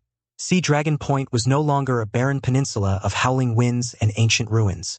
It was a monument to the New North, a declaration cast in stone and steel that looked out over the endless, churning expanse of the Sunset Sea. Today, however, the fortress did not echo with the harsh commands of war. It echoed with the songs of a high feast. Midday approached, the pale sun casting brilliant, blinding reflections off the waves. The lords had just returned from the training yards, washing the sweat of the morning's spars from their skin, when the harbor watch blew a deep, resonant note on their horn. Gliding past the heavy northern carracks came a sleek, beautifully carved galley. Its sails were a vibrant, unapologetic orange, bearing the golden sun and spear of House Martell. Ned Stark stood on the docks to receive them, clad in his formal gray velvet. The gangplank lowered, and Prince Oberyn Martell strode down, dressed in light, flowing silks of yellow and red that boldly defied the northern chill. He flashed a brilliant, dangerous smile as he saw Ned. "Lord Stark," Oberyn called out, grasping Ned's forearm in a warrior's greeting. "We received your ravens." Dorne does not miss a celebration, especially one hosted by the man who brought us such fascinating trade. "You are welcome at Sea Dragon Point, Prince Oberyn," Ned replied warmly. Behind Oberyn, a covered litter was carefully carried down the gangplank by 4 strong guards. The curtains parted, and Prince Doran Martell looked out. Though his joints were already beginning to plague him, the smooth sea voyage had spared him the agony of the roads. He looked at the massive, seamless walls of the fortress above them with calculating, impressed eyes. "Prince Doran," Ned bowed his head respectfully. "It honors my house that you made the journey. I had to see this new northern empire for myself, Lord Stark," Doran said, his voice soft but carrying immense weight. "And, of course, to see my sister and niece in Winterfell, once these festivities conclude. You have reshaped the world in a few short years. I could not stay in the sun and ignore the shadow you are casting." "Let us hope it is a sheltering shadow," Ned said. Come. The fires are roaring in the great hall, and the ceremony begins within the hour. At the very heart of the fortress lay the Godswood. When Ned Stark had laid the boundaries for the new keep, his surveyors had found an ancient weirwood tree deep in the untamed pine forests of the peninsula. Its trunk was twisted, thick as a watchtower, and its carved face bore an expression of serene, ancient fury. They had built the Godswood around it, enclosing a sanctuary of natural wildness within the imposing walls. The air in the Godswood was sharp with the scent of pine needles and sea salt. Hundreds of lords and knights formed a wide circle around the ancient heart tree, their breath pluming in the cold air. They spoke in hushed, respectful whispers, feeling the heavy, watching presence of the old gods. King Robert Baratheon stood in the front row, clad in a heavy cloak of black velvet and gold thread, a massive, joyous grin breaking through his thick beard. Beside him, Jaime Lannister wore a rich crimson tunic, watching the northern customs with a quiet, evaluating intrigue. Randall Tarly stood rigid, his hand resting on the hilt of Heartsbane, while the Blackfish and Hoster Tully exchanged quiet words of approval regarding the fortress's unyielding defenses. At the base of the Weeping Weirwood stood Eddard Stark. The Lord of Winterfell wore a long coat of deep gray wool, trimmed with the thick, silver fur of a winter wolf. His face was a mask of calm, dignified authority. He was not just a warlord today. He was the head of his house, standing as the voice of the old gods for his blood. To his right stood his brother. Benjen Stark looked every inch the Lord of Sea Dragon Point. He wore a tailored tunic of midnight blue, emblazoned with a snarling direwolf rendered in pure white, the new sigil of his cadet branch. He stood tall, his hands clasped behind his back, but Ned could feel the nervous, electric hum radiating from his brother. Benjen's eyes were fixed on the winding path that led through the sentinel trees. A low, resonant note from a mammoth horn echoed through the wood, signaling the approach. The crowd parted. Ser Jorah Mormont, the heir to Bear Island and the seasoned commander who had led the vanguard of the fleet, emerged from the trees. He wore his finest battle attire, boiled leather reinforced with dark iron, a thick bearskin cloak draped over his broad shoulders. Walking beside him, her hand resting firmly on his forearm, was Daisy Mormont. A murmur of genuine awe swept through the southern lords. They were accustomed to brides who walked like fragile porcelain dolls, swathed in endless yards of Myrish lace and delicate silks. Daisy Mormont was not a delicate flower. She wore a gown of rich, forest green wool that flowed elegantly to the ground, but the bodice was structured, subtly resembling the lines of fine armor. Over her shoulders draped the maiden's cloak of her house, a heavy, magnificent pelt of a black bear, fastened at her collar by a heavy silver clasp shaped like a mace. Her dark hair was braided back from her face, interwoven with silver rings, framing eyes that were fierce, bright, and utterly fearless. She did not look down at her feet. She met the gaze of every lord she passed, her head held high, looking like a warrior queen stepping out of an ancient saga. Benjen's breath hitched audibly as she approached. A wide, unguarded smile broke across his face, entirely ruining his attempts at lordly composure. Daisy caught his eye, and a wicked, brilliant smirk touched her lips in response. Jorah led her to the base of the weirwood, stopping just before Ned and Benjen. He turned to his cousin, offering her a respectful nod, before turning his gaze to the Lord of Winterfell. Ned stepped forward, his voice carrying clearly through the silent grove. It was a deep, resonant tone that seemed to draw power from the roots beneath their feet. "Who comes before the old gods this day?" Ned asked, reciting the ancient, unbending vows of the first men. Jorah's voice was a rough, booming rumble. "Daisy of House Mormont, a woman grown, a trueborn daughter of Bear Island. She comes to be wed, a woman claiming a husband." Ned shifted his gaze to his brother. "Who comes to claim her?" Benjen stepped forward, his voice steadying as he looked deeply into Daisy's eyes. "I, Benjen of House Stark, Lord of Sea Dragon Point. I come to claim her, to defend her, and to walk beside her until the end of my days." Ned turned back to Jorah. "Who gives her?" "I, Ser Jorah, her kin and blood," Jorah replied formally. "I yield her to the protection of the wolf." Jorah stepped back, leaving Daisy standing alone before Benjen. "Lady Daisy," Benjen said, his voice entirely focused on the fierce woman before him, "I bring you the protection of the new shore. I bring you the shelter of my hearth. I bring you my sword and my heart." which has been yours since the first time you threw me in the mud." A soft ripple of amusement passed through the northern lords who knew the couple well. Dacey's smirk widened into a genuine, radiant smile. Benjen reached up to his own shoulders. He unclasped the heavy cloak he wore, a magnificent drape of midnight blue wool, adorned with the white direwolf of his new house. He stepped forward, reaching out to unfasten the heavy bearskin cloak from Dacey's shoulders. Yora stepped forward to gently take the maiden's cloak away. With reverent hands, Benjen draped the blue and white Stark cloak over Dacey's shoulders, wrapping her in the colors of his house. He fastened the silver clasp at her throat. "With this cloak, I protect you," Benjen vowed. Dacey reached up, her hands resting warmly over his where they lingered at her collar. "With this cloak, I am shielded," she replied, her voice thick with emotion. Benjen took her hands in his. "I, Benjen, take you, Dacey, to be my wife, to be flesh of my flesh, heart of my heart, soul of my soul, from this day until the end of my days." Dacey's eyes shone with unshed tears, but her voice did not waver. "I, Dacey, take you, Benjen, to be my husband, to be flesh of my flesh, heart of my heart, soul of my soul, from this day until the end of my days." Ned looked at them both, feeling a profound surge of pride. The pack was securing its roots. Then, in the sight of the old gods and witnessed by the lords of the realm, Ned declared, his voice ringing with absolute finality, "I pronounce you man and wife, one flesh, one heart, one soul." Ned looked at his brother, offering a slight nod. "You may kiss the bride." Benjen did not hesitate. He pulled Dacey close, and she met him halfway, wrapping her arms around his neck.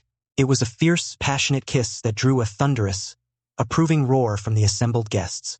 The Gretchen's booming cheer rose above the rest, followed by the stamping of boots and the clapping of heavily gloved hands.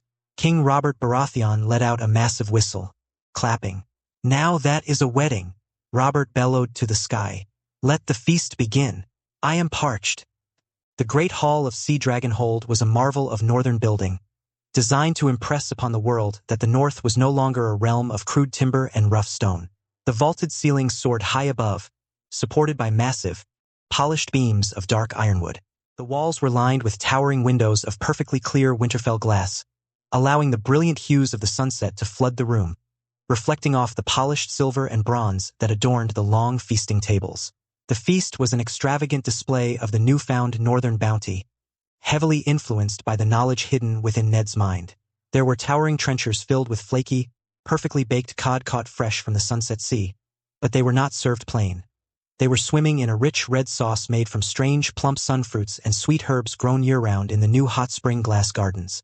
There were mountains of roasted, thinly sliced earth apples, fried crisp in tallow and salted heavily, replacing the usual boiled mash. Huge, flat discs of baked bread, folded over and stuffed tightly with melted cheeses, spiced meats, and crushed garlic, drew immense curiosity from the hungry guests. Hoster Tully stared down at his plate, poking a steaming ribbon of boiled wheat dough smothered in a savory, herbed meat sauce. He looked up, utterly bewildered. "You grow these ingredients in the snow, Lord Stark?" Ned took a sip of his water, leaning across the table. "In the glass gardens, Lord Hoster, warmed by the earth itself. The North is learning to cook as fiercely as it fights." And the drink flowed like a rushing river. Barrels of standard dark ale and casks of fine Arbor Gold sat largely ignored. Instead, knights and lords waved away the southern wines, calling eagerly for Winter's Breath vodka and the smoky, amber-hued Northern Fire whiskey. At the high table, Benjen and Dacey sat in the center, sharing a single large plate of crisp fried earth apples, laughing and drinking, entirely lost in their own world.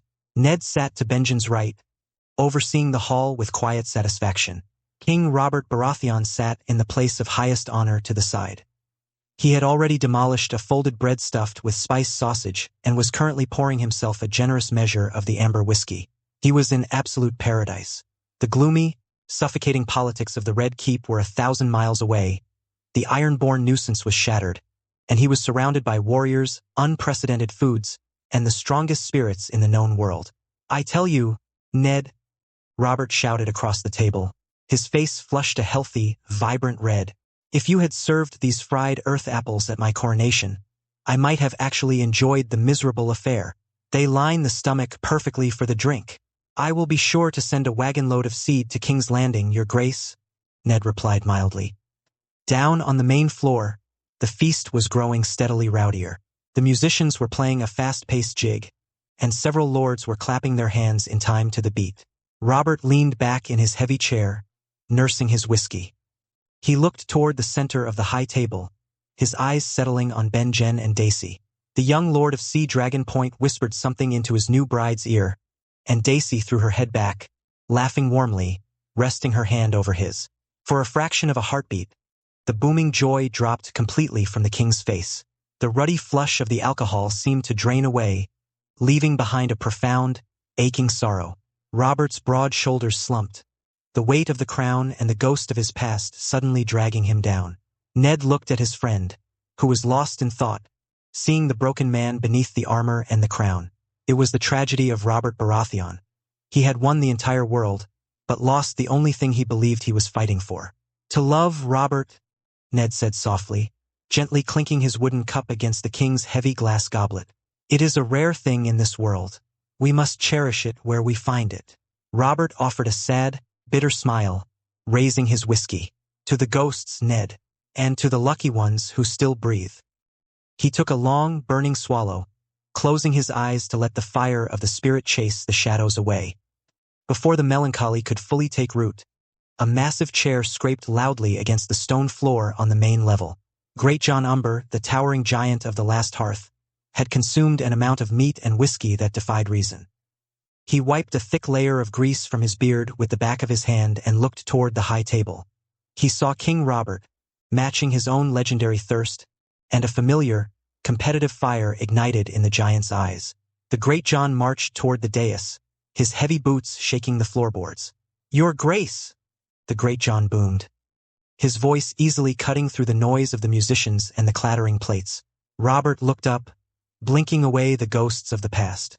The sorrow vanished, instantly replaced by the warrior's grin as he recognized a kindred spirit of excess and volume. "Lord Umber, are they not feeding you enough down there?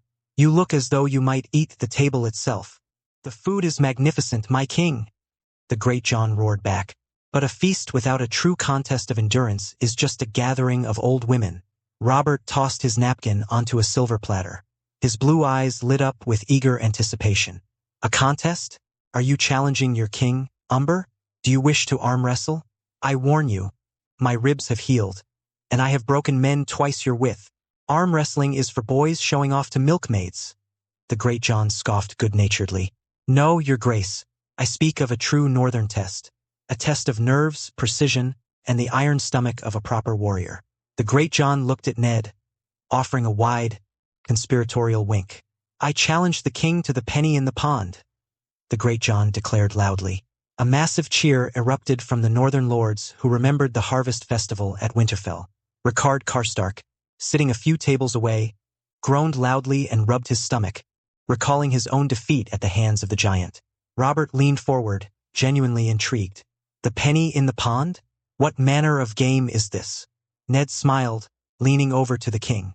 "It is a game of delicate balance, Robert, and severe penalties for failure. Lord Umber and Lord Karstark played it at the harvest feast. It involves floating a wooden bowl in a cauldron of wine and taking turns dropping coins into it. If you sink the bowl," the Great John bellowed, explaining the brutal core of the game, "you drink the pond." Robert stared at the massive northern lord. The king considered the concept. He considered the sheer quantity of alcohol involved. Then, a slow, feral, utterly delighted grin spread across his face. "Clear the tables," Robert roared, slamming both hands down on the high table.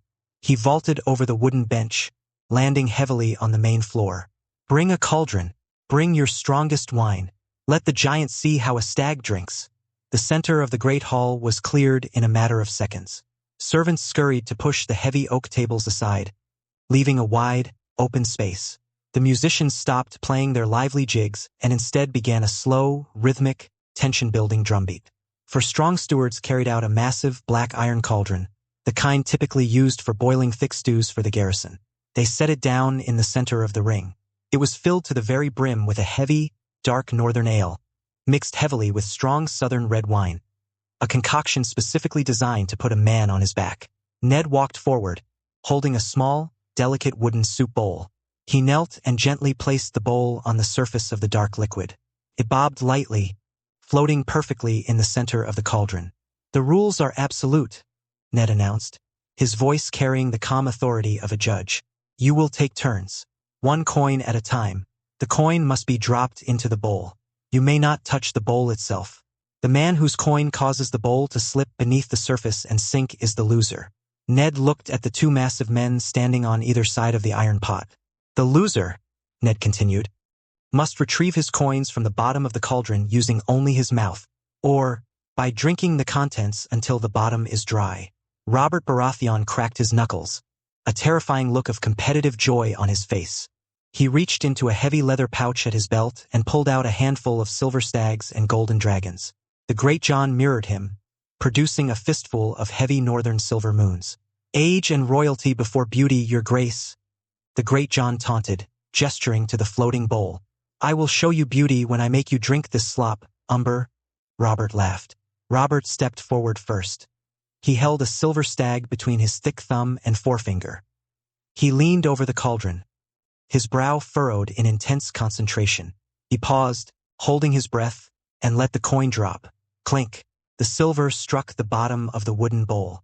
The bowl dipped slightly into the dark wine, a small ripple spreading outward, but it steadied and remained afloat.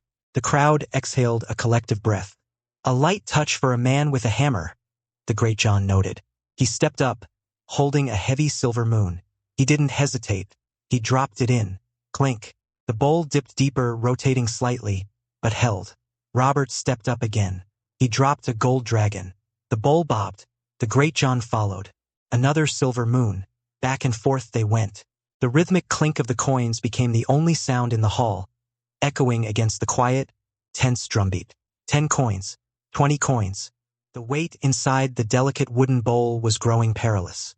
The bowl was riding lower and lower in the dark liquid. The dark wine was beginning to bulge sharply upward at the rim of the wood, clinging desperately to the edge, threatening to spill over. Robert wiped a bead of sweat from his forehead. The king was surprisingly dexterous. His warrior's focus narrowed entirely on the small floating target. He held his breath, leaning in close, and released a silver stag. The coin hit the pile inside the bowl. The bowl tipped dangerously to the left. A single, dark drop of wine breached the rim and slid inside.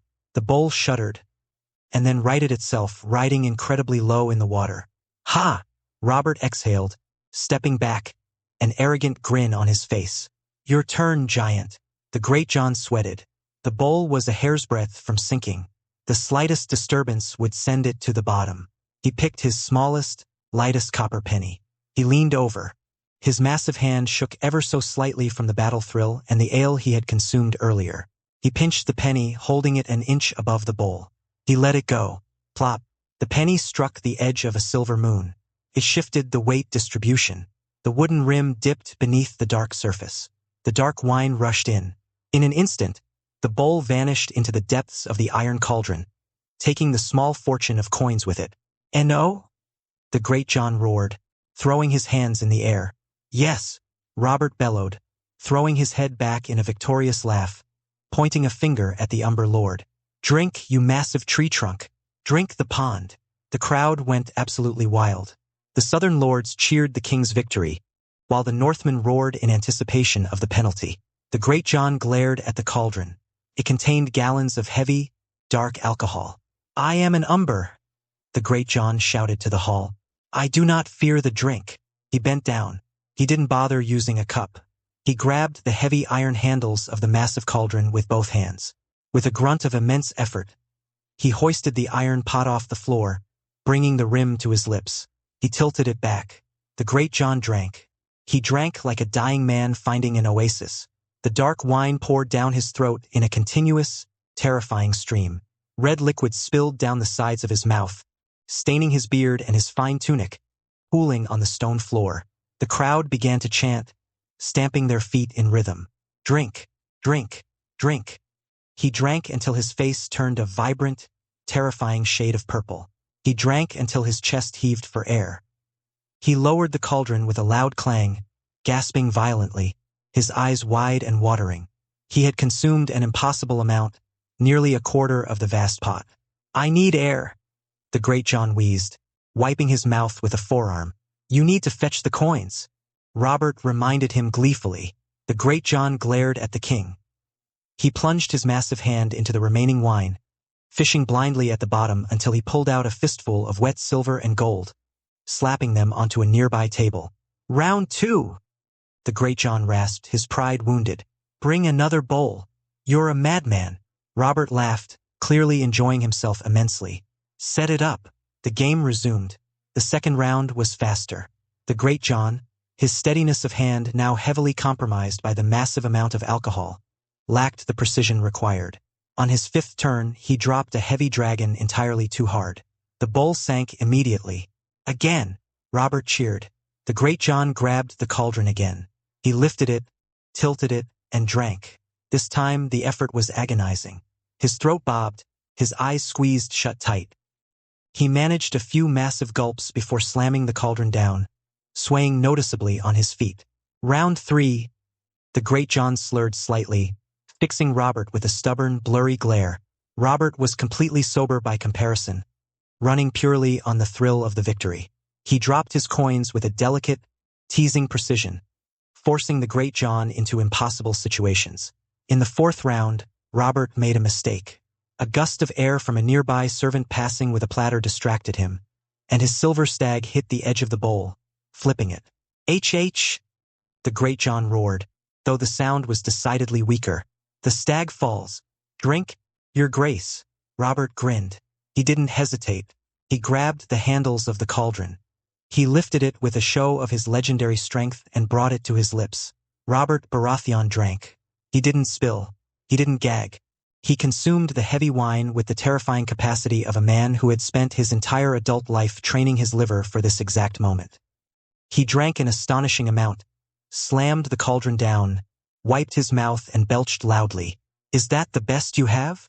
Robert asked, grinning fiercely at the Great John. The Great John stared at the king. The sheer quantity Robert had consumed without faltering broke the giant's spirit.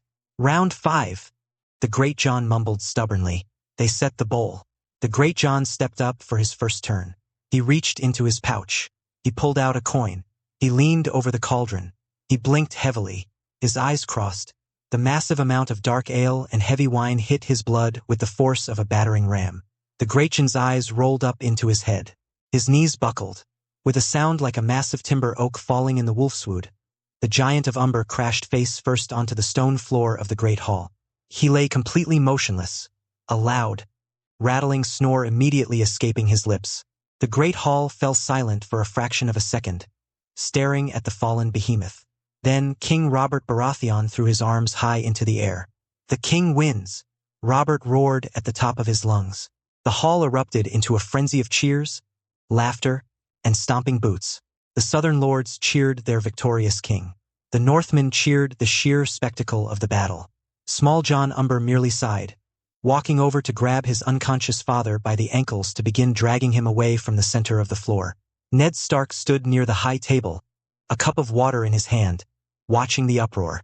He saw Robert, surrounded by cheering lords, his face alight with a joy that had chased away the melancholy of the past.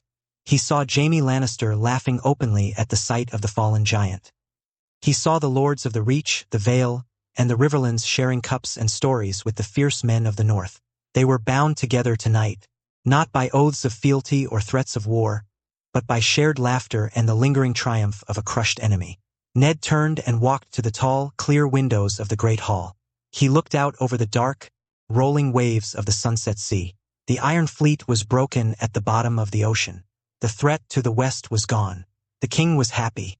His brother was wed. The North was secure. For the first time in a very long time, Ned Stark felt that the world was exactly as it should be. The wolf had built his den, and the den was strong. Chapter 65: The Games of the Sea Dragon. The wedding of Lord Benjen Stark of Sea Dragon Point and Lady Daisy Mormont had bound the wolf and the bear beneath the ancient boughs of the Heart Tree. But in the north, vows spoken in the quiet of the Godswood were traditionally followed by the roaring approval of the training yards. For 3 days, The newly minted fortress of Sea Dragon Point transformed from a bastion of war into a field of celebration. The celebrations began with the ancient arts of survival. On the first morning, the fields outside the massive, dark stone walls were marked for the archery ranges. The wind whipping off the sunset sea was fierce and unpredictable, howling across the cliffs and tugging at the banners of the gathered lords. It was a wind that would have rendered a southern archer entirely useless, blowing their shafts wide of the target. But the Northmen were accustomed to shooting in gales. Lord Randall Tarley stood on the viewing platform, his hands clasped firmly behind his back, watching as a line of Umber, Serwyn, and Karstark bowmen loosed their heavy iron-tipped shafts. They did not aim directly at the targets. They aimed into the wind, letting the howling sea breeze carry the arrows in a deadly, curving arc directly into the painted bullseyes. Ser Jaime Lannister stood nearby, resting his forearms on the wooden rail. "No jousting, Lord Stark?" he asked, glancing at the muddy, uneven terrain. "I brought my finest armor, expecting to break a few lances for the bride." Ned Stark, standing beside King Robert, shook his head. "We have no use for jousting here, Ser Jaime. Riding a horse in a straight line over flat ground to break a painted stick against a padded shield does little to prepare a man for a wildling ambush or a clan skirmish in the deep snow." "It is a game of vanity," Randall Tarley agreed, his voice a low, approving rumble. He kept his eyes on the archers. "Your men practice for war. It is a refreshing change of pace." The afternoon brought the horse races. It was not a polite circular track. The riders were forced to navigate a grueling, treacherous course that wound through the dense, ancient pines of the Wolfswood, descended dangerously close to the jagged sea cliffs, and ended in a wild sprint across the shingle beaches. It tested not only the speed of the beasts but the absolute, unbreakable bond between horse and rider. But as the sun set on the second day, a restless energy began to thrum through the northern encampments. The archery and the riding were fine displays of individual skill, but the true tests, the games introduced by Lord Stark at the previous Harvest Festival, were approaching. Around the campfires, the northern lords were not drinking themselves into a stupor. They were drawing lines in the dirt with sticks. They were arguing over formations, practicing hand signals, and organizing their men. They had spent the moons since the last festival preparing. The morning of the third day dawned gray and biting, the air heavy with the promise of rain. The large, flat expanse of churned earth near the main gates of Sea Dragon Hold had been lined with white chalk. 2 massive, distinct rings were drawn for the games. King Robert Baratheon stomped onto the viewing platform, a massive cup of hot, spiced cider in his hand, a heavy fur cloak draped over his broad shoulders. He looked out at the 24 teams assembling on the mud, the men stripping down to padded leather tunics and bracing themselves in the cold. Benjen and Daisy, the guests of honor, sat comfortably in the royal box, dressed in their finest northern wools, enjoying the spectacle being put on in their name. "What is this, Ned?" Robert boomed, leaning over the rail. "You look as though you are preparing for a battle, yet no one holds a sword." "The shield wall," Ned explained, gesturing to the first ring. "And the charge. We played them at the Harvest Festival in Winterfell. They are tests of unity, endurance, and battle cunning." Ned briefly detailed the rules of the shield wall, the 15-man teams locking arms, the sheer, grueling effort required to push the opposing line across the mud without breaking formation. As Ned spoke, a familiar, terrifying light began to burn in Robert Baratheon's blue eyes. The king had spent the last 2 weeks on a ship, followed by a brief, bloody stint at Pike where he had barely broken a sweat before the Ironborn surrendered the keep. He was bursting with unspent, fierce energy. "No weapons?" Robert asked, a grin slowly spreading across his thick black beard. "Just pure, raw strength? And discipline," Ned corrected. "I want in," Robert declared instantly, slamming his cup down on a nearby table. Lord Hoster Tully, standing nearby, stepped forward, his face pale with alarm. "Your Grace, you cannot be serious. You are the king of the 7 kingdoms. You cannot go down into a muddy field and wrestle with common soldiers and northern lords." "Why the hell not?"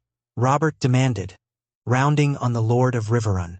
"I won the 7 kingdoms by smashing my enemies in the mud, Hoster. Am I supposed to sit up here in the stands like a fragile maiden while my brothers have all the fun?" "It is a matter of dignity, Your Grace," Mace Tyrell offered from a safe distance, looking thoroughly appalled by the mere concept. "A king does not soil himself in a peasant's game." "Shut up, Mace," before I throw you down there to brace the line, Robert growled. He turned to Ned, his eyes wild with anticipation. I am playing Ned. Try to stop me, and I'll order the Kingsguard to arrest you for treason. Ned let out a long, slow sigh, though a faint smile touched the corners of his mouth. He knew better than to argue with a bored stag. Willem, Ned called out to the captain of the Wolf Guard assembling near the stairs. It seems your squad is missing a man. The king has volunteered to brace your line. Robert laughed, a booming, thunderous sound that echoed off the stone walls of Sea Dragon Hold. He immediately began stripping off his heavy velvet doublet right there on the viewing platform, demanding a padded leather tunic from a startled steward. Ser Barristan, Robert shouted to his Kingsguard commander as he pulled the tight leather over his massive, heavily muscled frame. Hold my crown. I have a wall to push. The field was a sea of cheering spectators. When King Robert Baratheon descended the wooden stairs and took his place in the center of the Stark line, flanked by 14 highly disciplined members of the Wolf Guard, the roar from the crowd was deafening. The northern smallfolk had never seen a king, let alone a king willing to lock arms and heave in the freezing mud alongside them. The tournament progressed brutally. The Manderleys used their sheer, immovable weight to crush the Cerwyns. The Karstarks, utilizing a new, heavy push they had practiced relentlessly, broke the Hornwood line in a matter of minutes. But the true spectacle came as the victors faced each other. House Stark against House Umber. The Greatjon stood at the center of the Umber line. He was a giant of a man, his breath pluming like smoke from a dragon's nostrils. When he saw Robert standing opposite him, bracing the Stark formation, the Greatjon let out a roar of pure delight. The demon of the trident! The Greatjon bellowed across the 20 yards of mud separating them. I have waited years for this, your grace. Don't expect me to kneel. If you kneel, Umber, I'll kick your teeth in. Robert roared back, locking his massive arms over the shoulders of the Wolf Guard beside him. Ned stood at the edge of the field, holding the heavy wooden horn. He raised it to his lips. Oonk! The two lines collided. The impact sounded like two immense boulders smashing together. The ground beneath Ned's boots physically trembled. The Greatjon and his 14 massive kin hit the Stark line with the force of a tidal wave. The Wolf Guard, relying on the techniques Ned had drilled into them, immediately dropped their weight low, digging their heavy boots deep into the frozen mud, bracing to halt the charge. But the sheer, overwhelming weight of the Umbers was staggering. The Stark line bowed violently in the center. They were pushed back 1 yard, then 2. Heave! The Greatjon roared, his face turning a deep, terrifying shade of purple, the veins in his thick neck bulging like ropes. In the center of the Stark line, Robert Baratheon was in absolute ecstasy. He wasn't fighting with a hammer. He was fighting with his entire body. The physical strain was immense, the pressure against his shoulders threatening to pop his joints from their sockets. But the king did not yield. He ground his teeth, his blue eyes wide and manic. Hold them, Robert bellowed to the young men locked to his sides. Hold the line, you wolves! The Wolf Guard, inspired by the sheer, terrifying presence of the king fighting shoulder to shoulder with them, matched their breathing. They fell into the trance Ned had taught them. They stopped trying to push back with their arms and began pushing with their legs, using the weight of the earth. The Stark line stabilized. The backward slide halted abruptly. For 2 agonizing, unending minutes, the two lines remained locked in a grinding struggle. It was a contest of pure endurance. The mud beneath their boots churned into a deep, soupy trench. Men on both sides gasped for air, their faces contorted in masks of absolute agony. Now!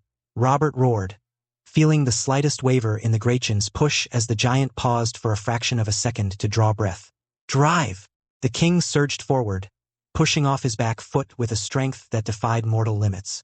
The Wolf Guard moved with him in perfect, practiced unison. The Umber line buckled.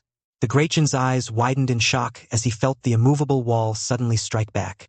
The Starks pushed. The Umber's boots lost purchase in the deep mud they had churned up. They began to slide backward. Together! Robert screamed, a war cry that rivaled the thunder of the trident. With a final, mighty heave, the Stark line broke the Umber formation.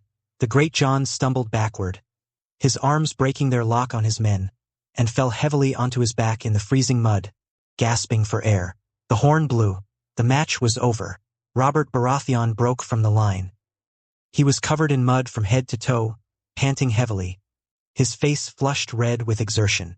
He looked down at the fallen giant of Umber. Then, the king threw his head back and laughed, a rich, joyous sound that echoed across Sea Dragon Point. He reached down with a massive hand, grabbed the great John by the forearm, and hauled the massive northern lord back to his feet. "By the gods, Umber," Robert gasped, slapping the giant on his muddy shoulder. "You push like a moving mountain. I haven't felt a strain like that since I fought the boar in the Kingswood." The great John, nursing his pride but grinning fiercely, bowed his head. "You are strong, your grace, stronger than any southerner has a right to be."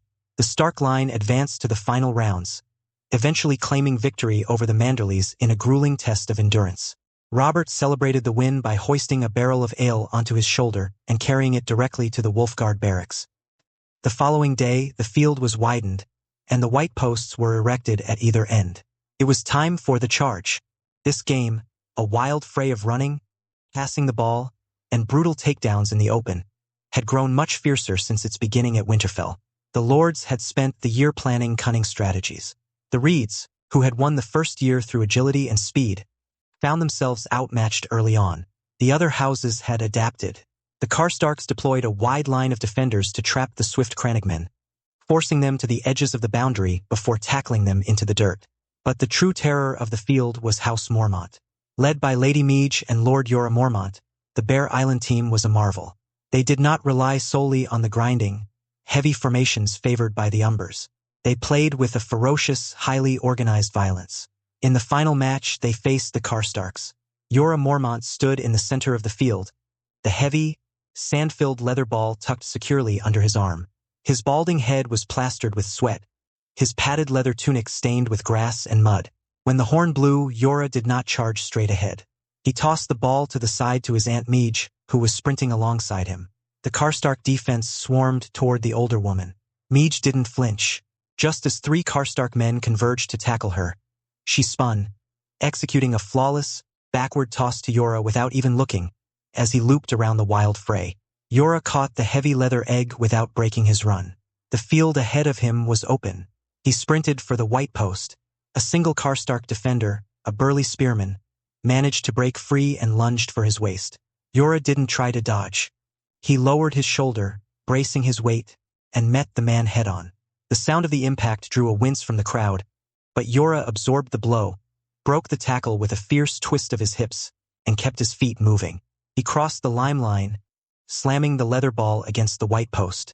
The horn blew, signaling the end of the match. House Mormont was victorious. The crowd erupted, the roars of the Bear Islanders drowning out the crash of the waves below the cliffs. Jorah raised his muddy arms in triumph, immediately swarmed by his team. That evening, a grand feast was held in the cavernous great hall of Sea Dragon Hold. The fires roared, the ale flowed, and the bruised, exhausted competitors shared tables and tales of their muddy conquests. Ned Stark stood from his seat at the high table, signaling for the room to quiet. He gestured to 2 members of the Wolfguard, who stepped forward carrying a heavy wooden chest. They set it down on the high table and unlatched the locks. Ned reached inside and withdrew the prizes. A collective gasp of genuine awe swept through the hall. First, he lifted a massive, magnificent cup, standing nearly 2 feet tall. Forged in Winterfell by Mikken from a brilliant alloy of iron and gold, the base of the trophy was shaped like the gnarled roots of a weirwood tree.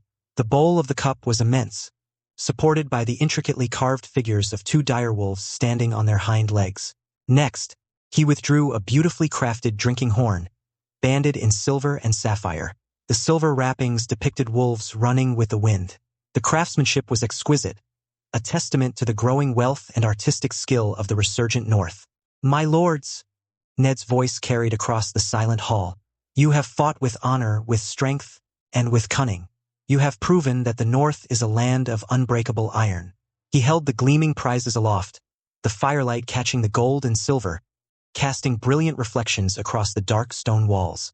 "I give you the chalice of the anvil and the horn of the winter gale," Ned declared. "These are no mere trinkets to be melted down or sold. They are symbols of our unity and our prowess. They will be awarded to the champions of the games, to be held in their halls for the duration of the year. But they are not permanent prizes." Ned looked around the room, his gray eyes commanding attention. The victorious houses must bring these prizes to the next harvest festival, wherever it is held.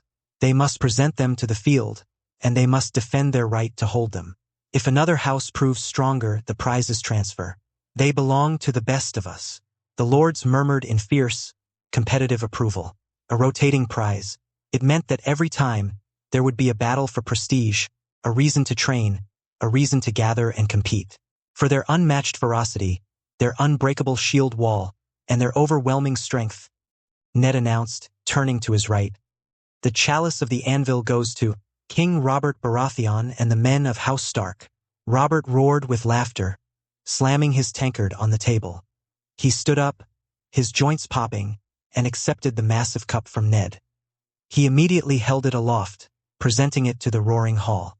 "We'll defend it next time, you bastards." And for their unmatched speed, their cunning passing, and their absolute refusal to be taken down, Ned continued, raising his voice. "The Horn of the Wintergale is awarded to House Mormont." The hall exploded in cheers as Lord Jorah Mormont and Lady Meege approached the high table. They bowed respectfully to Ned, their eyes shining as Jorah accepted the silver-banded horn.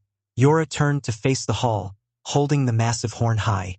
"The Bear Islands are proud to claim this victory," Jorah shouted over the din. He lowered the horn, turning to look at his cousin, Daisy, who was watching from the high table beside her new husband. "But these games were played in honor of the wolf and the bear," Jorah declared, his voice carrying a strong melodic tone. "As our wedding gift to the new lady of Sea Dragon Point, House Mormont dedicates this horn to the bride. Keep it safe until the next harvest, cousin." Daisy beamed, standing up to accept the silver horn from Jorah, much to the loud, raucous approval of the king. The cheer that followed shook the very foundations of the newly built keep. Benjen beamed, stepping forward to pull his bride into a fierce kiss, sealing the dedication. Hours later, long after the majority of the lords had succumbed to the heavy northern ale or retired to their rooms, the high table was mostly empty.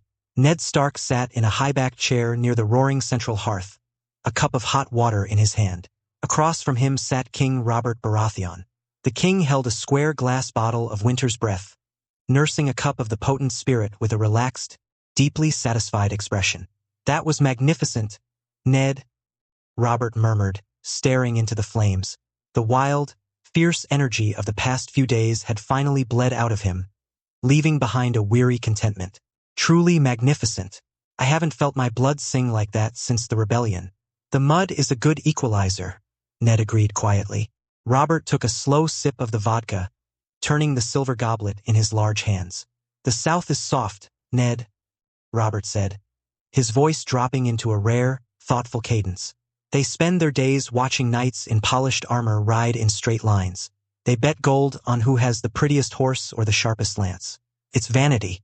It doesn't test a man's heart. It doesn't test how he stands when his breath is gone and his legs are failing." Robert looked up, fixing his intense blue eyes on his oldest friend. "I am going to bring this to the South," Robert declared. Ned raised an eyebrow, surprised. "The shield wall? In King's Landing? Both games?" Robert insisted, leaning forward, suddenly animated by the idea. "I am going to build a playing field outside the walls of the Red Keep. A massive one. I will command the Lords Paramount to field teams. The Westerlands against the Reach. The Stormlands against the Riverlands." Robert's mind raced with the possibilities, seeing a way to direct the fierce, martial spirit of the realm without shedding blood or starting rebellions. "It will give the young knights something to bleed for that doesn't involve killing each other in secret duels," Robert continued enthusiastically. "We will have a grand tourney of the fields, a tournament of the whole realm. Teams traveling the King's Road to face each other. The winner takes gold, glory, and the favor of the king. What do you say, Ned? Will the wolves come south to defend their titles?" Ned considered the proposal. In his hidden memories of another world, he knew the unifying power of grand, organized competition. It diverted the tribalism of warfare into a controlled arena. It was a brilliant, profoundly stabilizing idea. "If the king commands it," Ned smiled, raising his cup of water in a silent toast. "The North will answer the call, but be warned, Robert, we play in the mud. If your southern knights are afraid of getting their silk tunics dirty, they will be crushed." "I count on it," Robert laughed, raising his bottle. "I count on it." The king did not leave the next day, nor the day after. Robert Baratheon, enamored with the rugged beauty of the western coast and desperate to delay his return to the stifling politics of the capital and the cold stares of his queen, extended his stay at Sea Dragon Point for an entire week. He spent his days riding deep into the ancient, towering pines of the Wolfswood alongside Ned and Benjen. They hunted wild boar with spears, tracked shadowcats through the rocky crags, and drank heavily around campfires beneath the clear, starlit northern sky. For a week, Robert was not the king of the Undulls. He was simply a warrior in his element, surrounded by brothers. Slowly, the massive encampment outside the fortress began to shrink. Lord Mace Tyrell, complaining loudly of the damp air and the lack of proper pigeon pie, had marched his host back toward the King's Road the morning after the games concluded. The northern lords, their wagons laden with trade goods and their heads heavy with the lingering aches of the feast, began the long, staggered march back toward their respective keeps. By the end of the week, only the royal fleet remained anchored in the Deepwater harbor. On the morning of the king's departure, the sky was a brilliant, cloudless blue. The wind was favorable, blowing steadily toward the south. Ned stood on the stone docks of Sea Dragon Point. The Stag's Fury, the massive royal flagship, was fully provisioned and ready to weigh anchor. Robert Baratheon stood before the gangplank, clad once more in his royal blacks and golds. He looked healthy, robust, and entirely reluctant to leave. "I envy you, Ned," Robert sighed, looking up at the dark, imposing walls of the new fortress, and then out toward the endless expanse of the sea. "You have built a kingdom within a kingdom up here. You have peace. You have purpose." "I have winter coming, Robert," Ned replied softly. "That provides enough purpose for any man." Robert stepped forward and pulled Ned into a final, fierce embrace. "Keep the North strong, my brother," Robert whispered into Ned's ear. "And keep brewing that vodka. It's the only thing that gets me through the small council meetings." "I will send a steady supply," Ned promised, stepping back. "Safe voyage, your grace. Rule well." Robert offered a grim, knowing smile. He turned and marched heavily up the gangplank, the wood groaning beneath his weight. He did not look back as the sailors cast off the heavy mooring lines. The great square sails of the royal fleet unfurled, catching the wind, and the armada began to slowly pull away from the docks, turning their prows toward the long journey south. Ned Stark stood on the stone pier, the cold wind whipping his gray cloak around his legs. He watched the stag banners grow smaller and smaller against the horizon until they were nothing more than specks of gold on the gray water. The rebellion of the Ironborn was crushed. The king was returning to his throne. The alliances held firm. Ned turned his back on the sea and looked up at the towering, impenetrable walls of Sea Dragon Hold. The summer peace was secured. Now it was time to prepare for the long night.